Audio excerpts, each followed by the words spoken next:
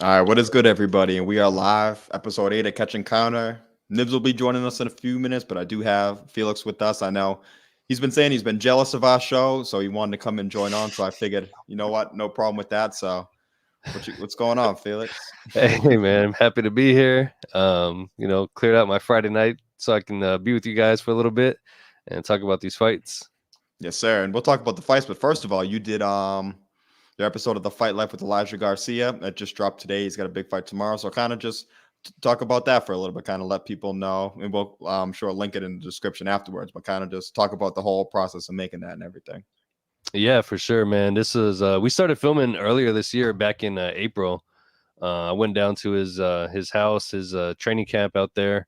This was before the Salgado fight, and we did some sessions there, and then the week after in Vegas. I was with them the entire weekend from the time we flew in. Was it Wednesday night, Thursday morning, something like that? And yeah, we're just filming with them the entire time. You'll be able to see all of that on there. I had hours and hours of footage, but you have to condense that for an episode, and I got it down to about 23 minutes. And even then, there's so many things that I wanted to add in there and whatnot. But I'm pretty proud of the documentary. I'm pretty sure you guys are going to enjoy it, and make sure you watch it. Familiarize yourselves with Elijah Garcia, because the dude is definitely the future for sure, and you'll be able to get familiar with him and his family and his story a little bit out of this documentary. Again, it's on OnlyFans, OFTV. You'll have the link in the description, of course, and then you'll find it on our Instagram, everything like that. But definitely check it out, man. It's good time, good people. Shout out to him and his family, man. They welcomed me into the camp and the home and all that. So, got nothing but good things to say about it, and you'll see them in the video too.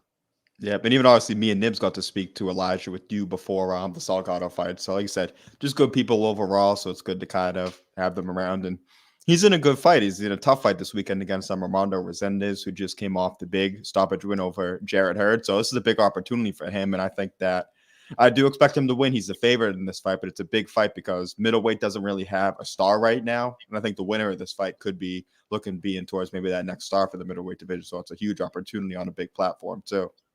Oh yeah, without a doubt, and it's such a tough fight, man. Such a tough fight, and that's the thing. Eli only goes for the tough fights. Like that's with Vidal, that was not even a fight he was supposed to win. If he was the underdog in that fight, I remember that exactly. Yeah, and he came out in flying colors, and he talks about that in the episode, and this fight's going to be another good one, and I'm sure we're going to do a follow-up episode too after this when he gets back home. We'll probably start shooting something like that early next year. But yeah, man, that's gonna be a good fight. And like you said, it's up for grabs right now because there's no real star in the middleweight division, and Eli's right there. And then of course, we also got Jesus Ramos, which is on the card too. Probably one of the most exciting fights of the night against Lubin. That's gonna be a banger right there. Yeah, the whole card is really good. I think all four fights are fights that you can make arguments for either guy winning. So I think that's what we want to see in these kind of pay-per-view fights. And for Resendez, I think it's such a good fight for Elijah because a lot of kids his age, first of all, they're not fighting opponents that's good, but someone like Resendez is in the prime of his career, and he's also just the confidence that he must have coming off of beating a guy like Jared Hurd is crazy too. So obviously Elijah being able to beat him would give him just all the confidence in the world that he can be able to contend with all these guys right now. Oh yeah, without a doubt, without a doubt. And then I just want to throw out there too, the episode, of course, we're talking about it, Fight Life with Elijah Garcia. We do have an episode of the Fight Life with Jesus Ramos coming. I didn't feel the project was up to standards yet, so I didn't put it out this week because there's more content that me and Jesus are going to shoot. I talked to him last weekend, and we got some more stuff scheduled, so we're going to be doing some more shooting. But Jesus is just want to share some stories real quick. When he's been training for Erickson Lubin. I was in camp with him, and he's a funny dude. I don't know where or why he started the little rumor in the gym, but apparently, according to him, I'm Lubin's boy, and I was the mole in his camp. So he started that room in the gym just so everybody can look at me funny while I'm filming. And he gave me this little bit of a clip I'm going to share with you people watching right now so you can enjoy this. But if you remember when Erickson Lubin fought, it was some Mexican fighter a few years ago. He, right before he knocked him out, he like dropped into like a full squat. Do you remember that, Jack? You're on mute. Is that the Jorge Cota fight I think you might be talking about? Yeah. Yep. Okay, He was in the corner. He just dropped down to the squat and popped because he up. did that. That was a smart move because he did that to close the distance in too. You don't realize it at the time, but it's actually pretty smart. And I've seen that. I'm surprised guys don't do. Robesi kind of does that a bit too, but yeah, but it's a sneaky thing to kind of do too. Exactly. Yeah, it is. It is. So I'm going to share this clip, and I mentioned that, and you'll see why in a second. But again, this is Jesus Ramos training for Lubin, and it's a clip from the upcoming Fight Life episode of Jesus Ramos too.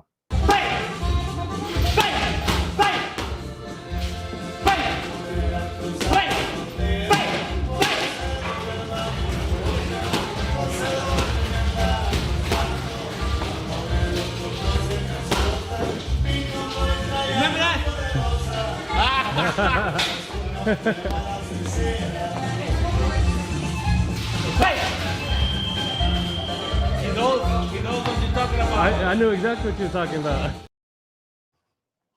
There you go. Yeah, they knew you knew what they were talking about because you're in the mall, right? Of course. Yeah. Boy, how would you forget? I was the mole in the camp, man. Of course. Nibs, thank you for joining, bro. Can you hear me now? We yes, can hear sir. you. Here we go. All right. Get it. And then I'm gonna share one more quick clip. Another Fight Life episode we have with Brianna China Sanchez. She's another female fighter out here in Tucson. 2-0, 2 knockouts. She's a firecracker, man. And I'm gonna just share a quick clip before I gotta head out too really quickly. But stay tuned, man. October, November, December, we got 3 more drops. And here's another clip from another one. The women's boxing now, it's really coming up, like I feel like the girls are giving better fights than a lot of the guys do, like we come in and we want to fight, like we want to see blood, like we want to knock you out, you know what I mean? And like after we're cool, but I just feel like we're hungry right now. A lot of women are hungry. There we go. Quick teaser, man. We can only do 100 megabyte clips on here. And if anybody does any video editing or anything like that, 100 megabytes is not a lot of space, and you got to really downsize the quality to get it to fit in there. Yeah, and it's funny, that was just a little training clip, but even in that clip, you can see just the sharpness of Jesus and all those kind of things. What makes him a legit contender right now, but you can see all it takes for those top guys. All it takes is just see him throw a couple little punches, and you can kind of see the level that they're at right now. Oh yeah, and I was able to watch Jesus spar and then do a full training session. Bro, his training session was right over 3 hours. You'll eventually see the video when we put it out, but his camp for Lubin has been intense. Like he has taken the training that he's done that day. One of the days that I worked with him, he was up early. He did a long hour and a half strength and conditioning session in the morning at like from 6 in the morning. He woke up to whatever. And then he did a 3 hours training session, did 24 rounds in the gym, heavy bag, speed bag, crazy bag, mitts, all of that. And each round was 4 minutes and the break was 30 seconds. The dude is a monster. And tomorrow night, I feel bad for Lubin. I know Lubin's training really hard too, but what I saw from Ramos, I can't see Lubin winning, man. Lubin's training really hard too. Yep, and Lubin's a guy I'm very high on too. I think that he could end up being one of these guys who is could be one of the best fighters of this era to never win a belt. So I think that if Jesus is able to take care of him and especially do it in relatively easy fashion, I think that would be a major statement for sure. Because the only guy who's been able to do that so far is Jermell. Oh yeah, for sure. Oh yeah, for sure. Who's got the video playing in the background? Nibs. Nibs. No, not me. It's not me. No, it's not me. I got I'm texting my daughter who just left. Yeah, I'm not playing that. Somebody had the feedback going. It's got to be you, Nibs. I went on mute, so I definitely don't think it's me. I'm not sure. It's him. It's him. I just muted him to see. Let's see if do we hear it is still? him. See? Okay, there we go. For the people watching at home, you guys know who the culprit is now. But he just blaming me because he owes me shots. That's all it is. Hey, you over there acting like you've had shots already. Let's not talk about the difficulty you had just logging on today. Yeah, he Yeah, made it. Let's not expose him, man. He got here. That's all that matters now. Hey, look, we overcome technical difficulties around here. You know what I mean? Yes, the count was it was like a Wilder Fury count, but you got up, so that's all that matters. So who cares Hey. if it was 15 seconds? The ref was at 9, so we're good. I'm gonna get my draw. I'm gonna get my draw. Yes, sir. Any other questions y'all have before I head out though about Lubin? I mean, not Lubin. Damn, I guess I am the mole. Huh? About with Ramos and Garcia. I guess just what are your predictions for those fights? Because we'll go into a depth about it, or if you want to give your predictions for the whole cards before you bounce out, feel free to do that too. So we get you on the record for it. I think Eli's gonna win. I don't know how, but he's on a mission, man. He's focused. He's young. He's hungry. He's got momentum. I want to see him win by knockout. I think that's what he wants to. Well, I know he always wants to knock out. So I think I'm going to pick Garcia by knockout, stoppage, second half of the fight, maybe middle round, something like that, 5th round or so. Ugas and Barrios. I'm going to go with Barrios because that's what you said. Yes, and then Canelo, Charlo. I want Charlo to win. I'm rooting for Charlo. You can't go against Canelo. And then Ramos and Lubin. Again, as hard as Ramos is training in the gym right now, I can't see anybody beating him. The work that he's putting in the gym, bro, he went through 4 t-shirt changes and you could literally wring them out with how much sweat was on them. He was working his ass off, and I feel that's how you know. Even if you have to do that for 2 shirts, that's crazy. Yeah. Until he's putting in that real work. I felt bad for Lubin. Like it's gonna be brutal. But yeah, that's it, man. That's my prediction. And shit, we'll catch up again. We'll be back on the air Monday night too, so make sure y'all tune in to the A show. That's an A show. I don't know about that. You guys have been MIA, if anything, recently, but it'll be good to have you guys back. It'll be good to have the little brothers back. And Nibs, I was telling him how, it was good to have him on.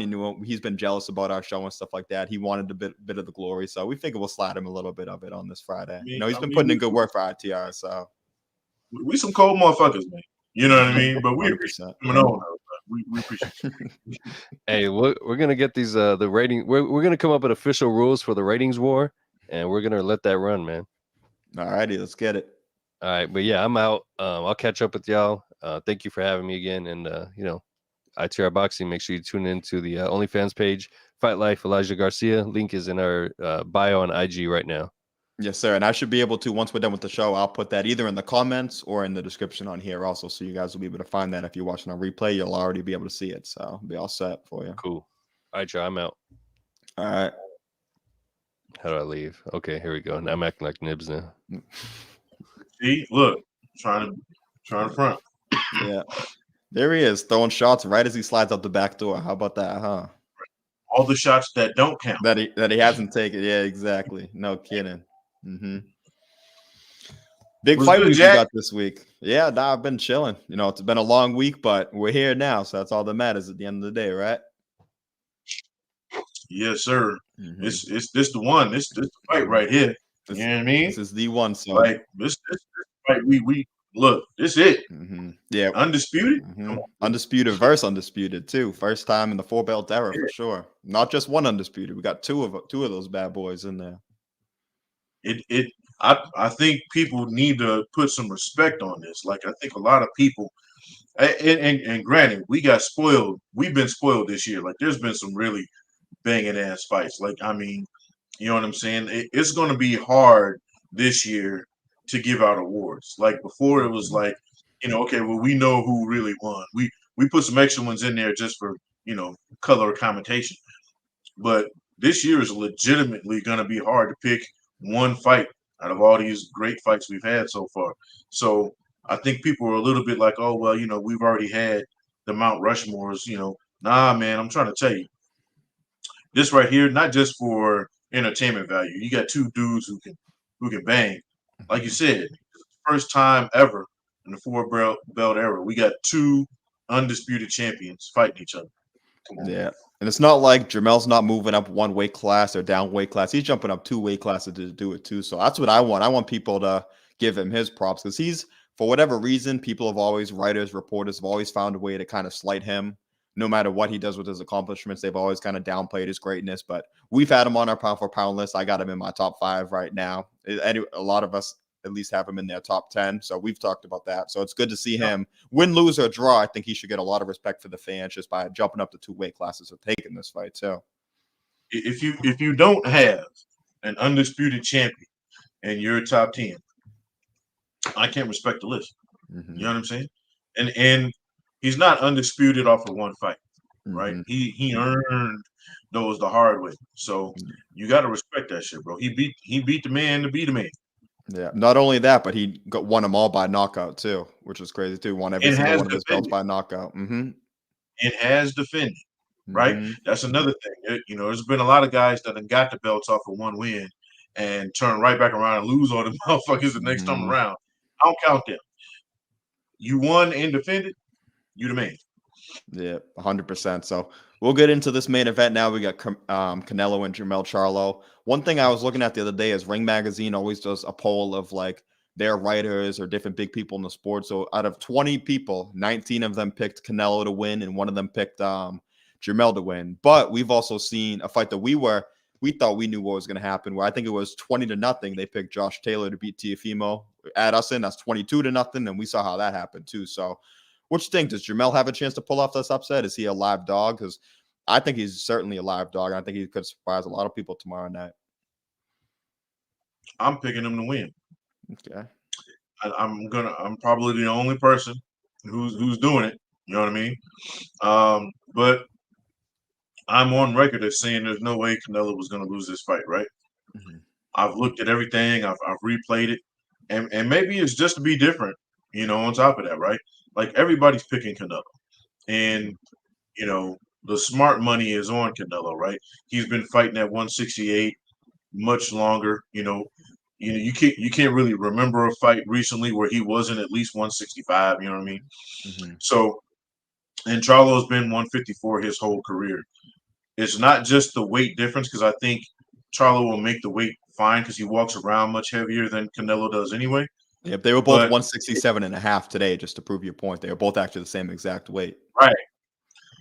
But taking punches, what people don't really consider when you're talking about moving up these weight classes is taking punches from guys at those heavier weights.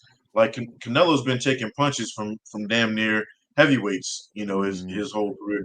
Most of the guys he fights walk around at 200 pounds.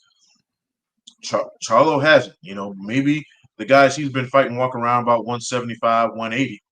But still, taking those punches is a different thing. So the smart money would be on Canelo.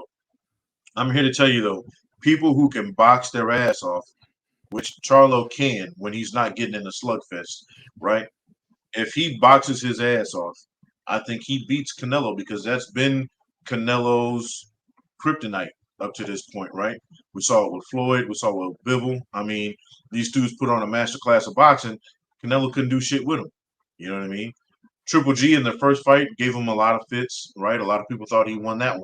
So with people who can actually box and stick and move and actually have decent enough punching power to keep him off their ass, I don't know, bro. I think Canelo is underestimating the fact that Charlo can really box, and he hits just hard enough, right, and accurate enough to keep you from rushing in on it. Yeah, the weight thing that you brought is interesting too, because a lot of people don't think about, as you said, just taking the punches of the other guy. Yeah, when they're on the stage, and Canelo will probably weigh a bit more tomorrow fight night, but it's not like it'll be a 20-pound difference or anything. But he's never taken punches from a big guy like that. Two of the things, and I wrote about this in the article I did, the preview for this fight, is two of Jermell's big strengths have always been his chin and his endurance, his gas, his cardio.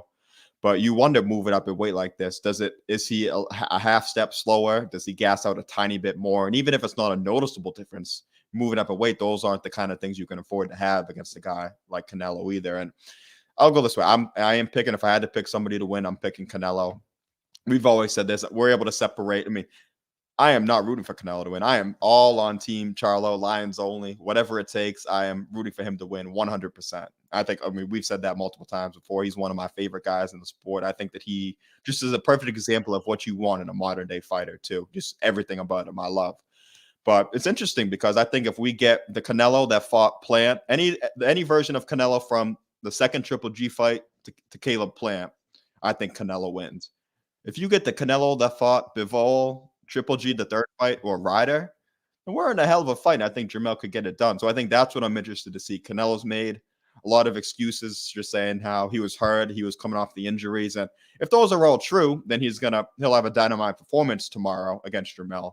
But if those things are just maybe the 63 fights catching up to him, or just him maybe not being that guy, now I think Jermell's got a really, really good shot. Bro, I think they're all. I think that the delusion is that those are different fighters, right? Mhm. I think they're all the same guy. I just think that the boxers that he was fighting gave him fits, right? Mhm. Now, John Ryder, he's not going to beat anybody on that list. You know what I'm Mhm. saying? But he can give you differences, right? You look at Floyd. Floyd was probably 20 pounds lighter than Canelo during their fight, at He least that, was, yeah. right? He was, Yeah. And Canelo was walking through everybody else. He gets in there with a guy, yeah, Floyd is Floyd, but you're talking about a dude who can legitimately box, make you miss, and he hits just hard enough to keep your ass away from him, just rushing in on it. Yeah, I'm trying to tell you, so Charlo doesn't have to necessarily take his punches so much. He just has to avoid getting hit. If he can avoid getting hit and box and stick and keep on that stick, keep that jab in his face, I'm telling you, he's got a legitimate chance. Now the obviously the elephant in the room is that Canelo hits like a 10-ton truck. So those body punches, if anything, Mexicans love them body punches. If he can get that body work in and wear him down, you probably stop him late. But I'm here to tell you, if Charlo is got a game plan where he's boxing and not standing there trading, that's the last thing you should be doing. Mhm. But if he's actually on his stick and moving around, got it. Yep. I have some keys to victory I have for Jermell in here too. So a few things that I have is that some of the ways he fought against Brian Castano is I don't think you can use some elements of that. I think the way he used his lateral movement and stuff in the second fight, I think those things you want to use. Like you said, you want to be able to use your feet and make Canelo chase you. The one thing he did, which worked against Castano, because he was the bigger, stronger guys, I think he got into a lot of exchanges and he kind of invited Castano into him because he knew he could kind of be able to get Castano off of him. And I don't think you don't want to exchange hooks with a guy like Canelo. I just think that Jermell throws a good hook, but it's a bit wider. I think Canelo's hook is a bit tighter on the inside. He's a shorter guy, so he'll be able to get up inside Jermell. So I don't think that's what you want to do. But you do like exactly what you said. You want to use that jab. And even after the jab, if it's the 1-2, you want to come back with the jab after that instead of the hook.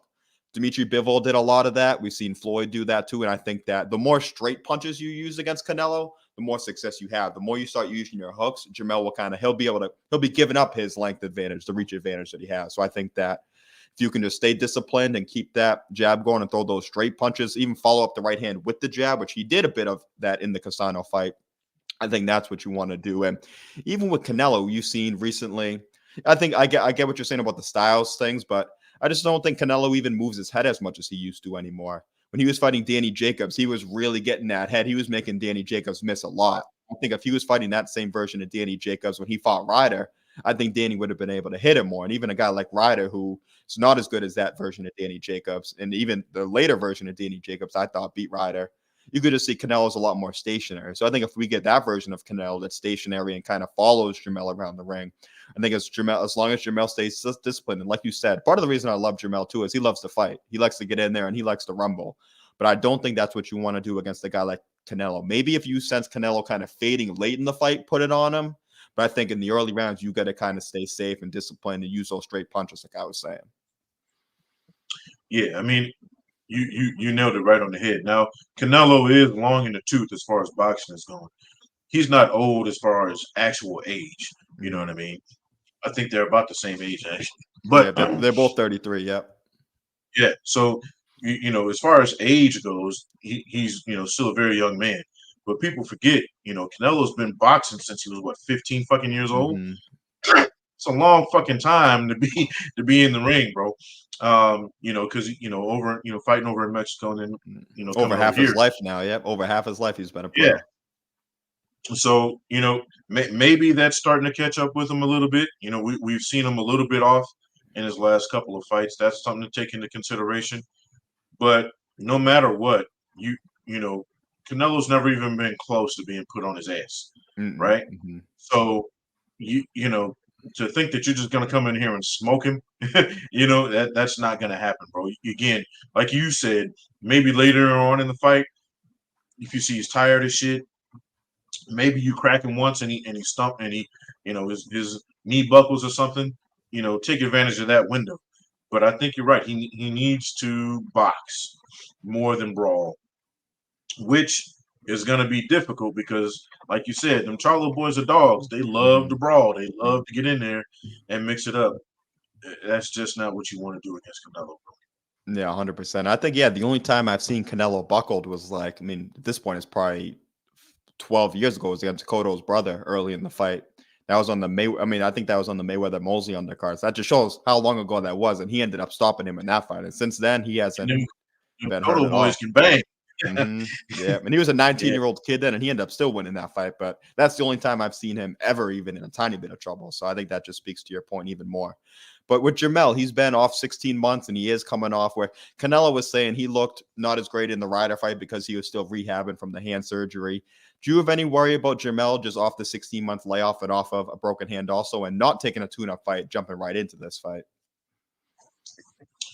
Not really. And the reason I say that is because he's been in the big fights before, right? If Jermell had never been in a really big fight, then maybe. You know, now has he been on fights the level of Canelo before? No. And most people in boxing right now haven't been in a Canelo fight until they fight Canelo. Exactly. But he's an undisputed champion. He's been on, you know, pay-per-views, and you know he's been on big boxing cards before as the main event, you know, in undercard. So I think he's used to that, and he's used to, at this point, the preparation that needs to come with fighting it. But it's one of those things where you never know, right? You never know how a layoff can hurt. Sometimes it can help, right? He had a legitimate injury, so maybe this helps him. Maybe that hand is actually healed. He's a little bit more confident in throwing it now than maybe he would have been, you know, a couple months ago. So those are things you take into consideration too. But a layoff's a layoff, baby. So again, it could affect him. We'll find out in the first 3 rounds. In the first 3 rounds, we'll kind of figure out, hey, did this affect him or not? You know, or if it goes later on and he gasses, you know. But I think we should be able to figure that out in the first couple of rounds because Canelo's going to come at him. Canelo's going to be putting his head in his chest right away. So we'll figure it out. Yeah, I think even the whole fight will kind of early on will be able to tell us a lot. I think that even one of the other keys I have for Jermell is to quote unquote lead the dance, as they say. I think against Castano, because he knew he had the counter punching Castano come forward, he let Castano lead the dance, and he kind of then dictated the terms on the inside, or once Castano punched, he would counter him. Clearly, Canelo's going to look to do that against Jermell, but I think Jermell has to lead the dance with the straight punches, and he has to be more active. His output, his conditioning, those are the things that he's going to need to do. If he's just going punch for punch with Canelo, then we give Canelo the advantage, having the tighter punches, the sharper punches on the inside, and just being the bigger, stronger guy. But if Jermell, kind of like Bivol did, even Kovalev at points, if you're kind of just tapping, ripping a shot in here and there, not ripping too many shots, enough to get his attention, but still more kind of just tapping and moving around and stuff like that, I think that's what he looks to do. And that's why I think that Johan Guzman, who's a huge addition, he's been with him for a while, but you saw a lot of him in the second Castano fight. And I think it even looks like he's been kind of the lead guy with Jermell, because Derek James has been working with Spence and Frank Martin and a bunch of those other guys. So you're seeing a bit of the Guzman style in Jermell, and I think that that's going to help him a lot in this Canelo fight also. Yeah, I think that, again, you know, people also have to take into consideration that it's been a while since Canelo's fought someone around his weight that's this talented. You know what I mean? Like, yeah, moving up to fight Bivol, that's different. That's trying to be great. But fighting somebody that's in this case was actually lower than you, who's as talented as you are, you know what I'm saying? And maybe a little bit fresher. That's another thing you got to take into consideration. Charlo's not a bum. You know, he's not a rider. He's not an over-the-hill Triple G. You know, this is an in his prime undisputed champion. I think a lot of people were just kind of phoning it in because it's Canelo. Like, oh, well, it's Canelo. He's going to win. He's the bigger guy. He's going to win.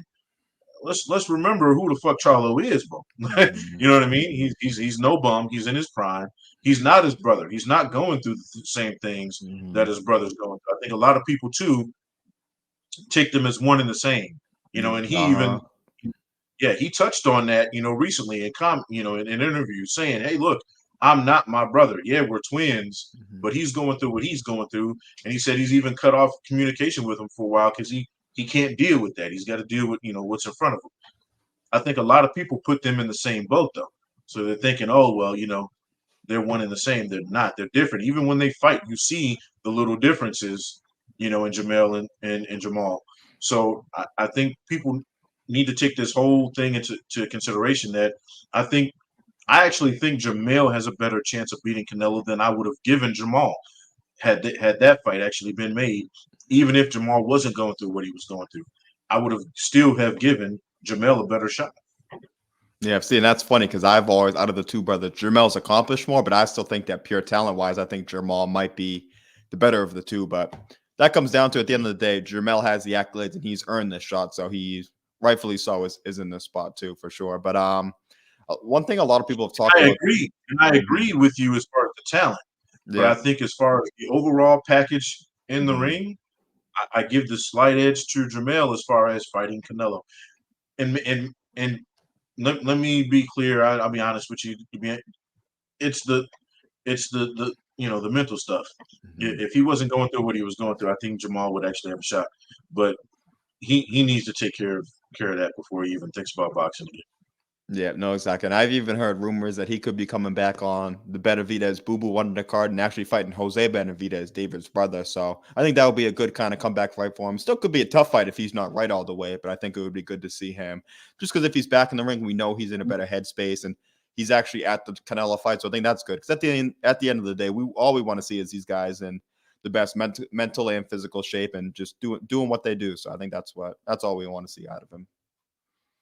Yeah, I mean, I want to say this, man. We're not going to go dive into too much, but I appreciate the fact that athletes, especially combat athletes, are actually taking the mental stuff serious, bro. Because back in the day, we'll just push through it. There's probably a litany of careers that ended way before they should have because dudes were just fighting through whatever bullshit they were dealing with.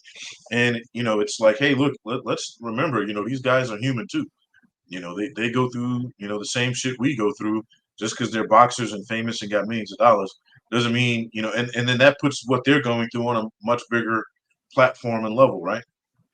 So I appreciate the fact that he is, hey, he's doing what he's got to do. I may not agree with how he's going through it, getting through it, but he's getting through it, bro. And Ryan Garcia, he had to take his time away. Fury, he's, look what he did. He gave it up when he was at the top. Like he had everything. He said, "Nah, I'm gonna go step away." He came back, and kudos to him, bro. So there's that. I do hope that he is seeking out the right avenues to get it taken care of. It doesn't look like he's doing that right now, but I hope somebody gets him, steers him in the right direction.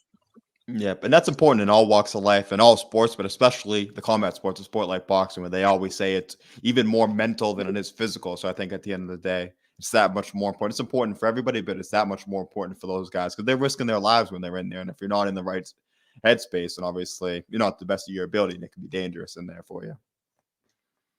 Yeah, I mean, Deontay Wilder mentioned it recently. He said he was going through some stuff and, he fought through it. He probably should have, taken some time away, but, he felt a responsibility, right, to his fans, to the sport, to, contracts that he had already signed. But, he said he should have done what Fury did, take some time away, go figure his shit out, and then come back. Not to say that he would have won all the Fury fights, but, maybe it helped. You know what I mean? So, but even he's mentioned it, and he's a guy we all have respect for. So, and again, you see what it did for Fury. Like, this dude was at the top of the world, but he had a shitload of demons he had to deal with. He did it, came back, and shit was the man. It still is in most people's eyes. Yeah, 100%. So going back to the fight, this is a big thing in Canelo fights. Judging is always a big thing people talk about. So if it's a really close fight, Canelo's on the first fight of a 3-fight deal for PBC. So if it's a close 50-50 fight, do you think that's one of those things where Jermell's to win a decision is going to have to win 8 or 9 or even 10 rounds potentially, do what Bivol did? Because PBC, their big investment is Canelo. And if you take a loss in this first fight, it kind of can affect the dollars down the road. It could even affect a Benavidez fight or a Crawford fight. So what do you think about just the scorecards and how many rounds Jermell might have to win to get a fair shake? Jermell is going to have to win all 12 rounds just to get a draw. Like, you know, let's be real clear. It's Canelo. You know what I mean? It is what it is. It's not fair, but it is what it is. I mean, I don't think there was a round I gave him in the Bivol fight, period. I didn't give him a round. I think I had it a complete show. I think I take that back. I think I gave him 2 rounds to be nice. Yeah, I had it 10-2. But, I remember that. Yeah. Yeah. But in reality, you know, he got shut out, right? And he damn near he was winning the fight at some point on the judges' scorecards. Craziness, right? You know, a lot of people will argue with you till, you know, they're dead in the grave about the first Triple G fight. You know, I thought it was close, so I'm not really gonna, you know, go too far into it. But he and you know, you ask some people, there's no way you should have won that fight. So it's Canelo, bro. He's gonna have to win 13 rounds just to get a draw. Yeah, and even the first Triple G fight, I don't even really have a problem with the draw. I just think that one of the 10-2 scorecards for Canelo, I think that's what more of the outrage was, is that 6-6, 7-5 either way, cool. I think I had it 7-5 for Triple G, but a close ass fight. But the 10-2, I think, is where people were like, hold on a second, that's not the fight that we watched at all. Yeah, it's like when he fought Floyd, the judge who gave him a draw. That's one of the that might be the worst scorecard in the modern era. Like, that one was crazy. And that judge is no longer judging fights, by the way. Good. But you know, it just goes to show you the Canelo phenomenon, right? Like, even he was surprised that he got a draw. He was the B-side back then too. That was Floyd's show, and he was even the one getting the benefit of the doubt, which is crazy. Right. We're talking about arguably one of the best, you know, the biggest. He was the biggest thing smoking at the time, fighting Canelo. You know, probably one of the best we've ever seen, and he's getting a draw against, you know what I mean, and a complete shutout. So that's what I'm saying, bro. When it comes to judging, it's the Canelo train. Plus, I just think people really fucking like him. Like, you know, whether you know, whether you're a fan, whether you think he's the, you know, the best thing or not, people like fucking Canelo. You know what I'm saying? I don't know if you've ever met him. You know, I've seen him. I've never actually gone up and actually shook his hand or nothing like that. But he seems like a likable guy. So it's one of those things where, like I said, you've got to win 13 rounds just to get a draw against him. So maybe Charlo does have to, you know, try to go for a stoppage, you know, at some point. But I think as long as he ends the fight on his feet, he's winning. Because he's still going to be the undisputed champ at 154 when it's all said and done. Yeah, you know, he can always go back. Well, I mean, they're stripping it. Exactly. He'd be unified. He'd be the real undisputed champion. But that's what the crazy thing is. I mean, with the belts, obviously, we know they all do whatever the hell they want. But I think it would be more fair. I don't think Jermell's ever going to 54. So I don't think it really matters per se. But even at least if you could have said, okay, after the Canelo fight, we'll give you 60 days to make a fight with Tim Tszyu. Something like that, at least. I know Tszyu's been waiting a while, but at the end of the day, like I said, I don't think he's going back to 54 anyways. And he's still the champ, regardless of what these sanctioning bodies do. So at the end of the day, it's all good. But like you said, I think that as long as he has a good showing, and even if he loses this fight, this is one of these things where we always talk about, we want these guys to take these risks. In a way, Fulton, Spence Crawford, even Tank and Ryan. So the losers of those fights, yeah, their stock might have gone down a bit, but I think their respect for those guys went up, and it should go up because they're giving us these fights that we want. A lot of people in boxing, they like to complain that we don't get these fights, this and that, boxing's dead, boxing is broken.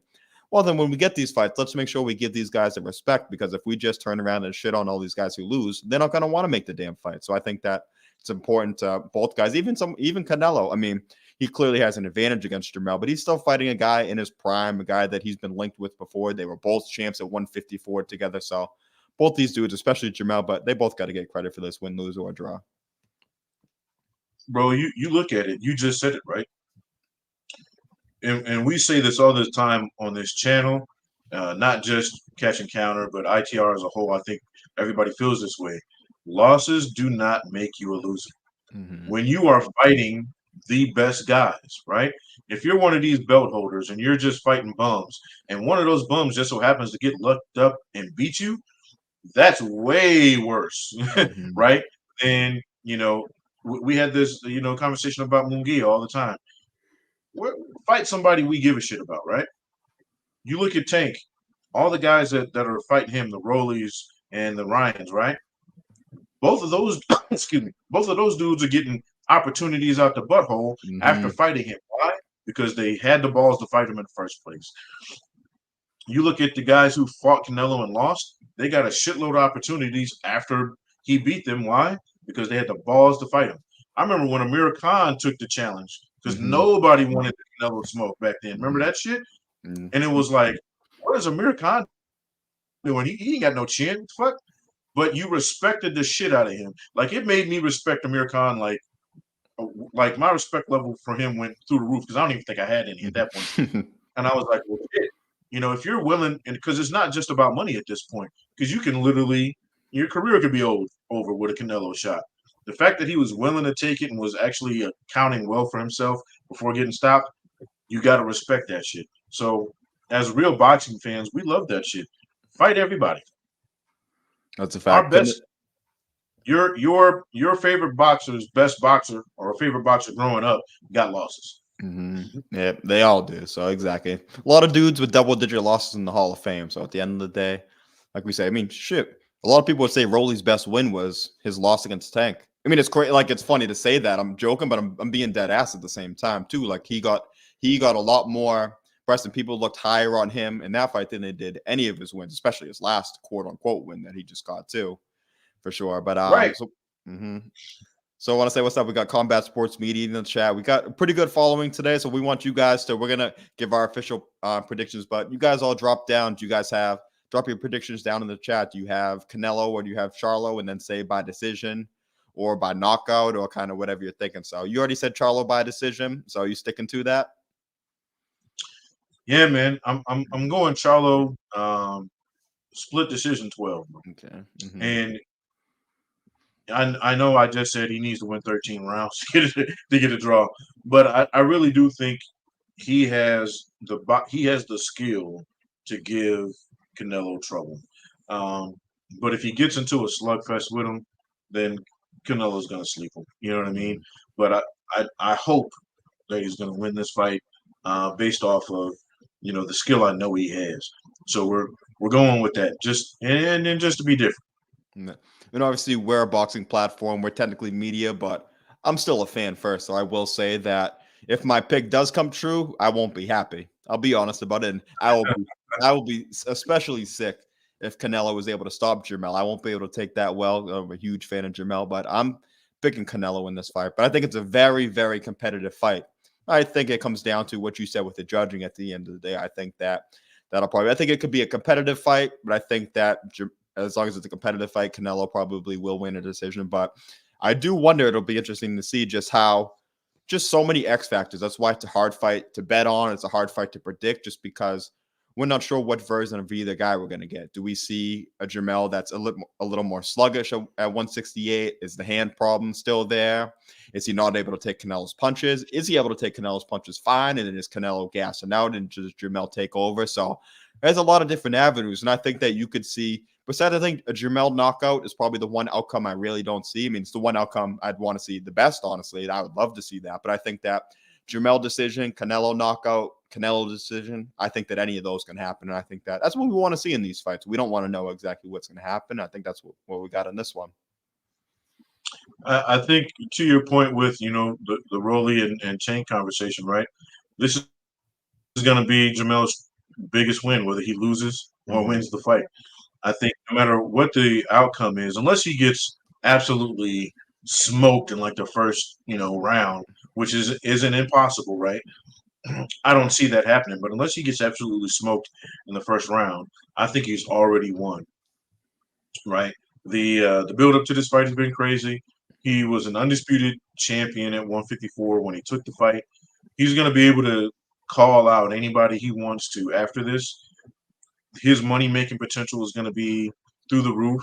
To be honest with you, win, lose, or draw, Canelo is just kind of going to be on the same level he was. So he gets to put a feather in his cap, if he wins this fight. But people are going to be looking at, well, you should have won. If Jermell wins, there's way more upside. So there's that. I think that those are things we'll talk about as well. But yeah, I mean, I can't like if Canelo wins, I'm like, yeah, well, you should have. But I got a feeling Charlo's going to pull it out, bro. And I think that's actually better for boxing if he does. It gives Canelo a way to just go away. Yeah. And that's the thing is I think win, lose, or draw, even if Canelo gets knocked out, he's still going to the Hall of Fame. It doesn't erase what he's done before. But if Jermell wins this fight, I think he absolutely punches his ticket into the Hall of Fame. He becomes an all-time great, a modern great. I think that's what I definitely want to see. Where Canelo, he's been there, done that, and people already hold him to a high standard. Like you said, even he lost to Bivol, and what's happened since then? He's still making the big fights. And Bivol hasn't had a fight at all this year. So the losses don't really matter as much for him, but for Jermell, I think this is a huge opportunity. And we'll switch this before we go to the other fights real quick. We'll do our extended pound for pound list probably next week, but we got to see how this fight plays out first. But for both guys, but even for Jermell, where do you think this places him on the pound for pound list if he's able to go up 2 weight classes and become now the undisputed champion, double undisputed? Because who gives a fuck what the WBO says? If Jermell wins this fight, he's number 3.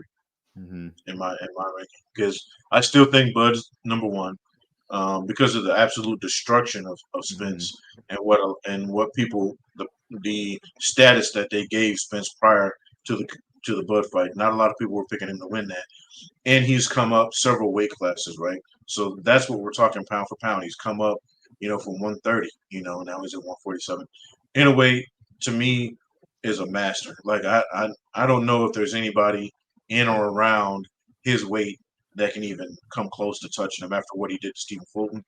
And again, he's come up several weight classes and there's been no fall off, right?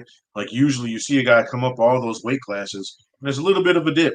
He's gotten better, if anything, which is crazy. Right. Even Pacquiao, when Pacquiao was going on his run up, he ran into some roadblocks. He ran into some tough competition. Anyways, blasting through fucking everybody. But Charlo, because it's a big jump, but he's beaten, a lot of people. A lot of people still have Canelo, as their 1 or 2 pound for pound guy. So he comes up, he beats a top 5 pound for pound guy. He's number 3, period. And he's going to be undisputed. It'd be hard not to kind of put him at number 1 just because of that. Like, well, he's the man, the man. So top 3. That's exactly what I was thinking. I'd probably put him 3. And at that point, it would probably be like a 1A, 1B, and 1C. Like if anyone wants to order those guys, like we've said before, we have Bud 1, but if someone wants to have Inoue 1, I'm not going to sit here and argue for an hour about it. I'm cool with that. If you're going to say you want Jermell number 1 after this, I like him the best out of those guys. So I'm definitely be cool with that. But I think that it comes down to how I think he wins too. I mean, if he were to go out there, if he were to do to Canelo, which we're kind of getting into fantasy land now, what I want to have happen, but if he were to do to Canelo what Spence and what Bud did to Spence and Inoue did to Fulton, then I think he clearly goes to number 1 because he would be moving up in the weight classes. But he'd be right up there with those guys regardless. If that happens, you got to create a whole new topic for him. You know what I mean? It's like, yeah, then there's a whole different conversation. Put him at number 1, and no matter what happens in this next fight, he stays there. Like that's the kind of shit we're talking about. Hopefully, we'll see. Yeah, we got a good comment here saying, kind of just echoing some of the points we were saying earlier. Just to be honest, Charlo can't stand with Canelo by around 6 or 7. It'll be game over, mind you. Canelo have no round. Ask Triple G. The power of Canelo at the same time, Triple G is better than Charlo. I think it's interesting because I think that Charlo has some dimensions that Triple G didn't have. I think the footwork, the athleticism, but yes, clearly that some of the things we had said before, I think the feet of Jermell is going to be interesting. And then another thing is that he did very good countering off the ropes against Brian Castano. He kind of went up against the ropes and invited himself to the ropes because he knew he could counter and blast Castano out of there in the second fight. If you go up against the ropes against Canelo, Canelo will do the thing. Even if you sit in the high guard, he'll hit the arms, he'll hit the elbows, he'll kind of wear you down that way. So I think that's exactly what we were saying before. Just the more Charlo's able to stick out there, and like I said, not exchange the hooks because Canelo will have the tighter hook because Canelo's the more compact guy. But if you use that stick, the right hand, and then the jab again, a big power jab that he does have right behind it, I think that could be his recipe to win. We got Bean in here too. Salute to Bean, always tuning in the chat. He says he can see it being more like the planned fight. I think I could see that too. I mean, that's not what I want to see, but I think that's a very fair thing to say too, where Jermell has some success in the early rounds, and then the further we get in there, maybe it's just because Jermell's never taken the power of a guy at 168 either. I think you could see that kind of start to wear him out later on in the fight too, for sure. Yeah, but then that means you're putting Plant and Charlo on the same level as far as talent goes. Mm-hmm. And all due respect to Caleb Plant, because that's my dude. I rock with Caleb Plant. He's not on Charlo's level as far as talent goes.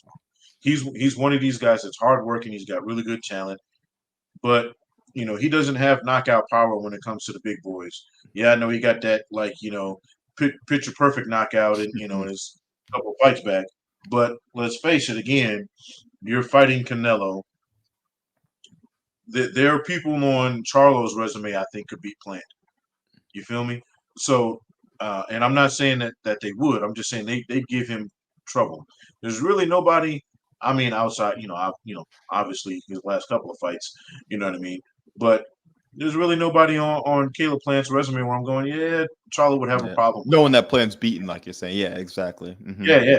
Like, no one he's beat. Now the two, the guys that have beaten him, well, we're about to fuck around and find out. Yeah. Mm-hmm. With one of them. But I think that a lot of people are saying that because it's Canelo. Again, you have to take into consideration who this other guy is. If you're saying Plant and Charlo are on the same level, then that I would disagree with. Yeah, but that's when I think it comes down to the weight, because I agree. Jermell's always been higher. Caleb Plant, as good as he is, he's never been a top 10 pound-for-pound fighter, and we're as big as Caleb Plant fans as anybody out there. So we're not taking charge. We're just being honest about it. He's a very, very good fighter. Borderline a great fighter for the modern era and just for what we do, but I think Jermell is just that next level of elite fighter. I think after great, you have an elite fighter. I think that's what Jermell and Canelo both are, but it just comes down to the weight, because if he's not able to take the punches, even I see what Bean saying, he thinks the finish could be that way. And I think that's what a lot of people are looking at, is if Jermell's not able to take, which is my big worry, is he not able to take the punches of Canelo like he did the guys at 154, which is a fair assessment because we just haven't seen Jermell at 168 yet. I like what Bean said. He said not the level, but the finish. Yeah, like kind of the way the fight plays out. Mm-hmm. Right. Yeah. So if you're saying that, bro, then you know what? You could be right. If Charlo tries to do that whole cat and mouse shit with Canelo, he's going to get eaten up just like everybody else is. The only person who successfully did that was Floyd. And, we're not going to have that conversation again. Mm-hmm. So you look at what Charlo does best. He can't do, like you said, the Castano thing, coming off the ropes and doing that, catch and counter shit. Mm-hmm. With Canelo, because he'll get ate the fuck alive. You know what I mean? Canelo licks his chops when he sees motherfuckers trying to do that shit. Mm-hmm. You've got to be the aggressor. You've got to keep him at bay. You've got to keep your ass off the ropes, but still be able to move around. Because like you said, those body punches are eventually going to eat you alive. But yeah, I couldn't argue that, Beans, if depending on what style Charlo comes out with, I hope he doesn't try to bang with Canelo, because if he does, then well, it'll be a short night. Mm-hmm. Like you were saying too, it also could be more the body punches wearing him down than the head punches, because Jermell has a pretty good chance. Yet to see it at 168 yet, but the body punches, I could see that also, just not used to carrying this weight on fight night and being a guy like Canelo who really digs that left hook down to the body. So if they're exchanging hooks, like I said, and Jermell's hook's a little wider up top, Canelo can kind of slip underneath and rip that down to the body. So I think that's something that we can certainly see in this fight also. Yeah, and Canelo's got a fucking iron ass chin so far. You know what I mean? Like, he's been getting hit by these bigger guys, and nobody's even been able to shake him. So, I think I've seen him hurt maybe a handful of times, but it was like briefly, like it was, oh, okay. Yeah, more buzzed, if anything. Yeah. Mm-hmm. Right. And then he comes right back and he gives these dudes the business. Even in the Bivol fight, I think he got stunned a little bit early on, but he, got right back in Bivol's chest, right? Now, Bivol's, a boxer, and he gave him fits. But I think that the only real chance you have against Canelo, I know I sound like a broken record, is to box your ass off, stay away from them ropes, and don't get into a slugfest. No, 100%. Which This is the is last. easier said than done. No, exactly. Yeah, like I always like to say, it's easy for us to say it's sitting on these chairs because we're not going in the ring to fight Canelo, but it's just a good objective way to look at it because these are all the points that we're making. We're not saying, oh, it's easy to do these things. We're saying if you want to win, this is the game plan that we think that you should have. And this is the last comment I'll have. You can say anything else on this fight before we go to the undercard fights, but I think that Jermell's just going to have to find that happy medium in between moving a bit, but not moving too much where he's kind of up against the ropes and giving up the real estate. Because I think it's more the lateral movement I'm going to want to see from him. Because as you said, Canelo's the kind of guy that you don't want to let Canelo get forward momentum. When Canelo starts kind of dipping that head, moving around a bit, going forward, he'll be able to kind of find the openings. But if you're able to move laterally just enough to get out of the way of the punches, not enough to move as much, and make Canelo kind of have to step to you a bit at times, turn around, and then let your straight punches go and then kind of back Canelo up a bit. So I think the more he's being active, having Canelo keep his hands up and blocking the punches, I think the better he'll be. But I'm telling you, if we see that Canelo from the Danny Jacobs fight where he's moving that head and slipping Jermell's jab in those first few rounds, could be a rough one in there for him. So it'll be interesting to see because I think the first few rounds will tell us kind of how the fight will go. I think you said it perfectly. I don't think there's much else we need to say about that. I mean, we've said it, and I think no matter what happens, we're all going to be tuning in. This is going to be. I think it's going to be a great fight. The only thing really I have left to say is, no matter who wins, right? This is going to be a great fight. I think both guys are coming in. We all know Charlo's a dog. He's not going to come in there and just lay down. They're going to have to stop him. If he doesn't get knocked completely out, they're going to have to. Somebody's going to have to save him from himself if it gets like that. Same with Canelo. Canelo's he's a dog too. He loves this shit. So I can't wait. I think it's going to be an excellent fight. And like you said, we got a pretty damn good undercard coming our way too. So it's not like just the main event is going to be a big pop. I think if you're watching this, if you're a fan of boxing, tune in early. You know what I mean? Watch those undercard fights because I'm telling you, it's good entertainment all night. Yeah, no, for sure. And then I said it was the last thing I was going to say. I lied because you brought up a good point too. But Jermell's been pretty laid back this week. So I think a lot of people are wondering, oh, is the moment too much for him? Is he being too nice to Canelo? But I think we saw a bit of more of that emotion today. And I think that if the one thing people are questioning about Jermell Charlo is his tenacity and if he's coming to fight, then I think he'll be okay. Because at the end of the day, I have my full confidence in a guy like Jermell that he's coming with all his nastiness tomorrow and he is coming to do the best of his ability. So like I said, if that's what people are kind of worrying about, then I think he'll be just fine. I think people are so used to the big amounts of disrespect and talking shit to each other. Some of these, most of these fighters like each other. You know what I mean? Like there have been guys. Yeah, there have been guys who spend time with each other outside of the ring who get in there and fight each other. You know what I'm saying? And then go right back to it after that. But they'll talk all kind of shit. It's like that's fake. You know what I mean? I'm cool with not everybody being the super villain or this. You know what I mean? Like sometimes, hey, I ain't got no problem with the dude and keep it moving. You know what I mean? I'm excuse me. I'm cool with guys being a little bit more respectful than they used to. But I think so. People are, to your point, people are so used to, I'll eat your kids kind of shit. Mike Tyson shit, that if it's not that, they think, oh well, he's not really ready. Sometimes dudes really don't have a problem with each other. Yeah, but it just shows, like I said, going back to that, that Jermell can't win sometimes. You get people, and I have no problem. I even like Jermell more when he's talking his shit and he's kind of being macho man. I enjoy that a lot.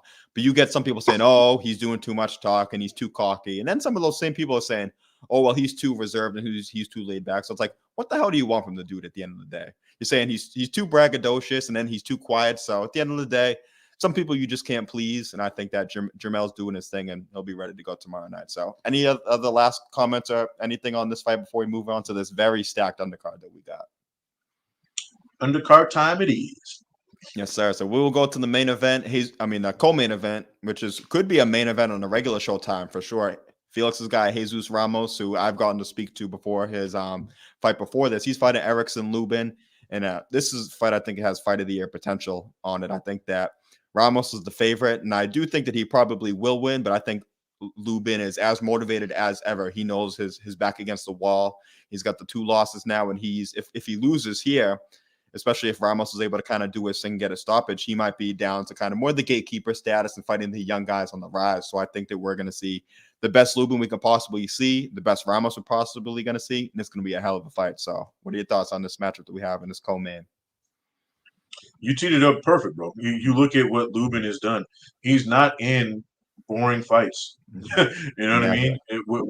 Win, lose, or draw, you want to watch Lubin fights because he's somebody's going out, right? Somebody's getting knocked out, whether it's him or the other guy. And you got to love that shit, bro. You know what I'm saying? Look, guys love dudes who get in there and back up they talk. So I'll say this. You know, I'm team ITR to the fullest. So I'm gonna go with Ramos. You know what I'm saying? But I tell you what, I wouldn't be surprised if Lubin gets a knockout because he's got power in both hands, and that right hand is vicious, bro. It is vicious when it lands. I mean, he stops people. You know what I'm saying? Like Fundora kind of walked through it a little bit, but even Fundora got put down. Yeah. You know, and I forget what the difference is in height, but Fundora's like towering over him. You know, he's like half a person taller than him, and he was still able to find that chin. So I think if Lubin can find that chin, it's going to be a long night. But I think Ramos is a complete fighter. I think he's got it together. Yeah. Sure. We got a few comments. We got Paulo in here, so saying hello. Salute to you, Paulo. Saying where are we live? So we're in the United States. So salute to you and thank you for tuning in. If you guys have anybody in the chat, drop your predictions down. Are you picking Jermell? Are you picking Canelo? And even for this fight, are you picking Erickson Lubin or are you going with Jesus Ramos? So we kind of want to know. We're giving our picks. What are you guys picking? We're interested to see what y'all are saying because we got a pretty good amount of people in here right now. It's a big fight week. So what are y'all thinking about for these fights? And the interesting storyline, I think, for this fight is that Erickson Lubin was Jesus Ramos once upon a time. So I think that's something he's kind of spoke to. He was the 2016 prospect of the year, and he was like a superstar. Somebody who I thought about this the other day. I kind of compare him to, let's say, Andrew Wiggins in the NBA. And when Andrew Wiggins was coming out, he was supposed to be the next Kobe Bryant. And he was someone who I was convinced was going to be an absolute superstar. And he's been a very good pro. He's been an all-star a few times. He's won a championship. And just like Lubin, where Lubin has been a very, very good pro, not a bust by any means, but maybe hasn't reached the all-time great status that he had once upon a time. But one thing he's been speaking on is just that he has the experiences Ramos doesn't have, and he thinks he's going to be able to do, because he was 22 years old when he fought, or 21 when he fought Jermell. And Jermell knocked him out in the first rounds. He's just said he wasn't ready for that, and he jumped up a bit too soon. But he thinks it could be the same thing for him because he's got the experience. Ramos is a young guy moving up. So is there any truth to that at all? And what do you think about just the comparison I made and just kind of where Lubin stands right now? I fuck with it. And for me, it's more of kind of like Jimmy Butler, right? Jimmy Butler is one of those guys where, everybody wants to have him on their team. He just hasn't been able to win the big one yet. You know what I'm saying? And not to say that he can't, not to say that he won't later, but, there are a whole bunch of other guys who've been able to win the big one before him that are, he keeps sliding down most people's, list because of all these other guys that are doing it. So I think your Wiggins comparison is great. It's just for me. I'm from Chicago, so I use. I like Jimmy Butler a lot too, so I'm cool with that. He's been killing my Celtics recently, but I do love him at the end of the day. Right. And here's the thing, right? There were teams that can beat his, but there are other teams where you go, man, he finna kick y'all ass. You know what I mean? That's what Lubin is, right? Yeah. You look at matchups and you go, I don't know, you might be in a little rough, but you get a matched up with somebody, you go, he finna whoop your ass. That's who Lubin is for me. And I think because of that, you can never count him out of any fight, right? He's got heart. He's got, he puts his balls on the line every time. We said it about anybody who gets into the ring. Let's be clear. But he's one of those guys. He's a dog. He's going to come in there. And I mean, he had another head.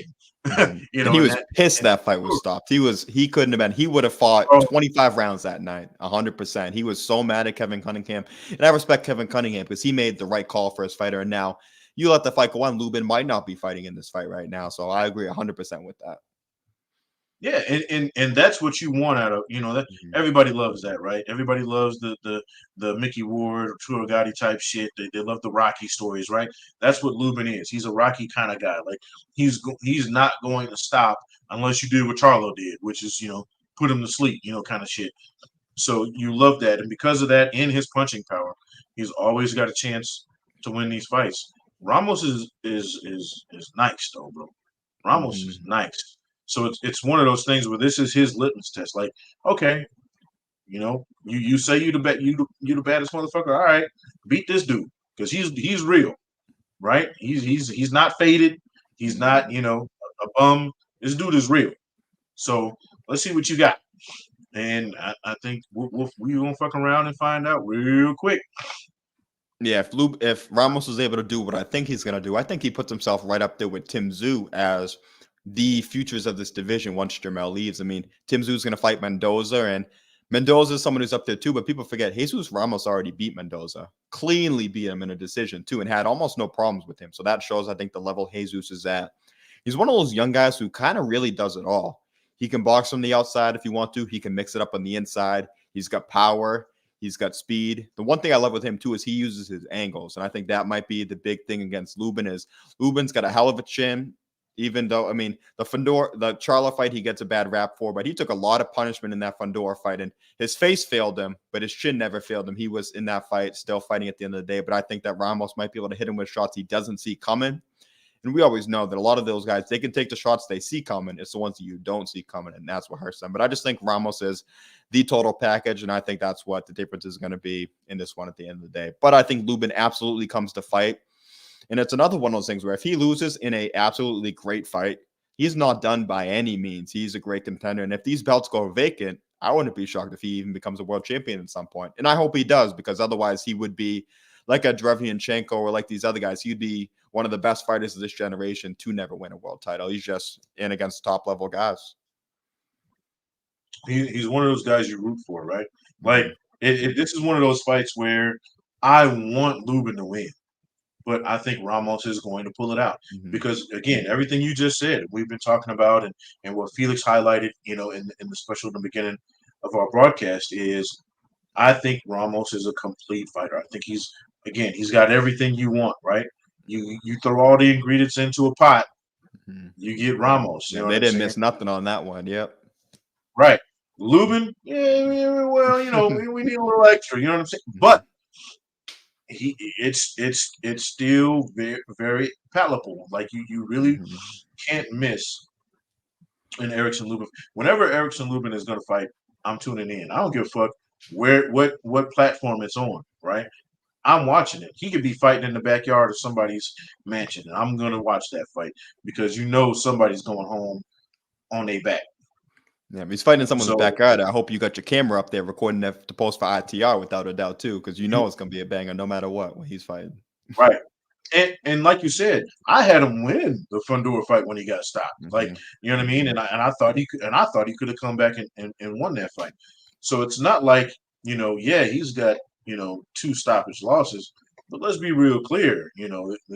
One of those is obvious. One of those, he was ready.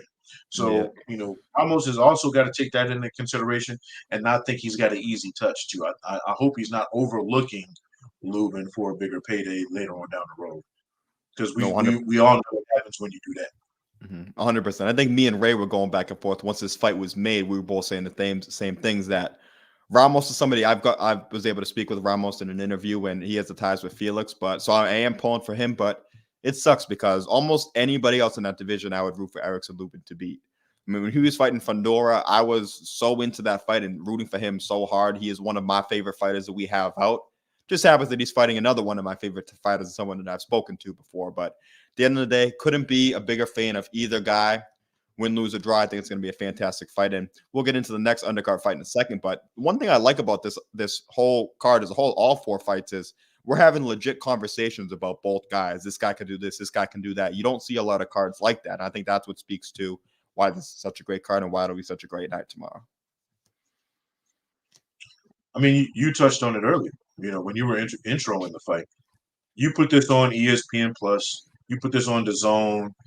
You put this on regular Showtime. Showtime's getting out. Yeah, they're getting out of here next year. But you put this on Showtime, PBC, any of these cards. This is the main event.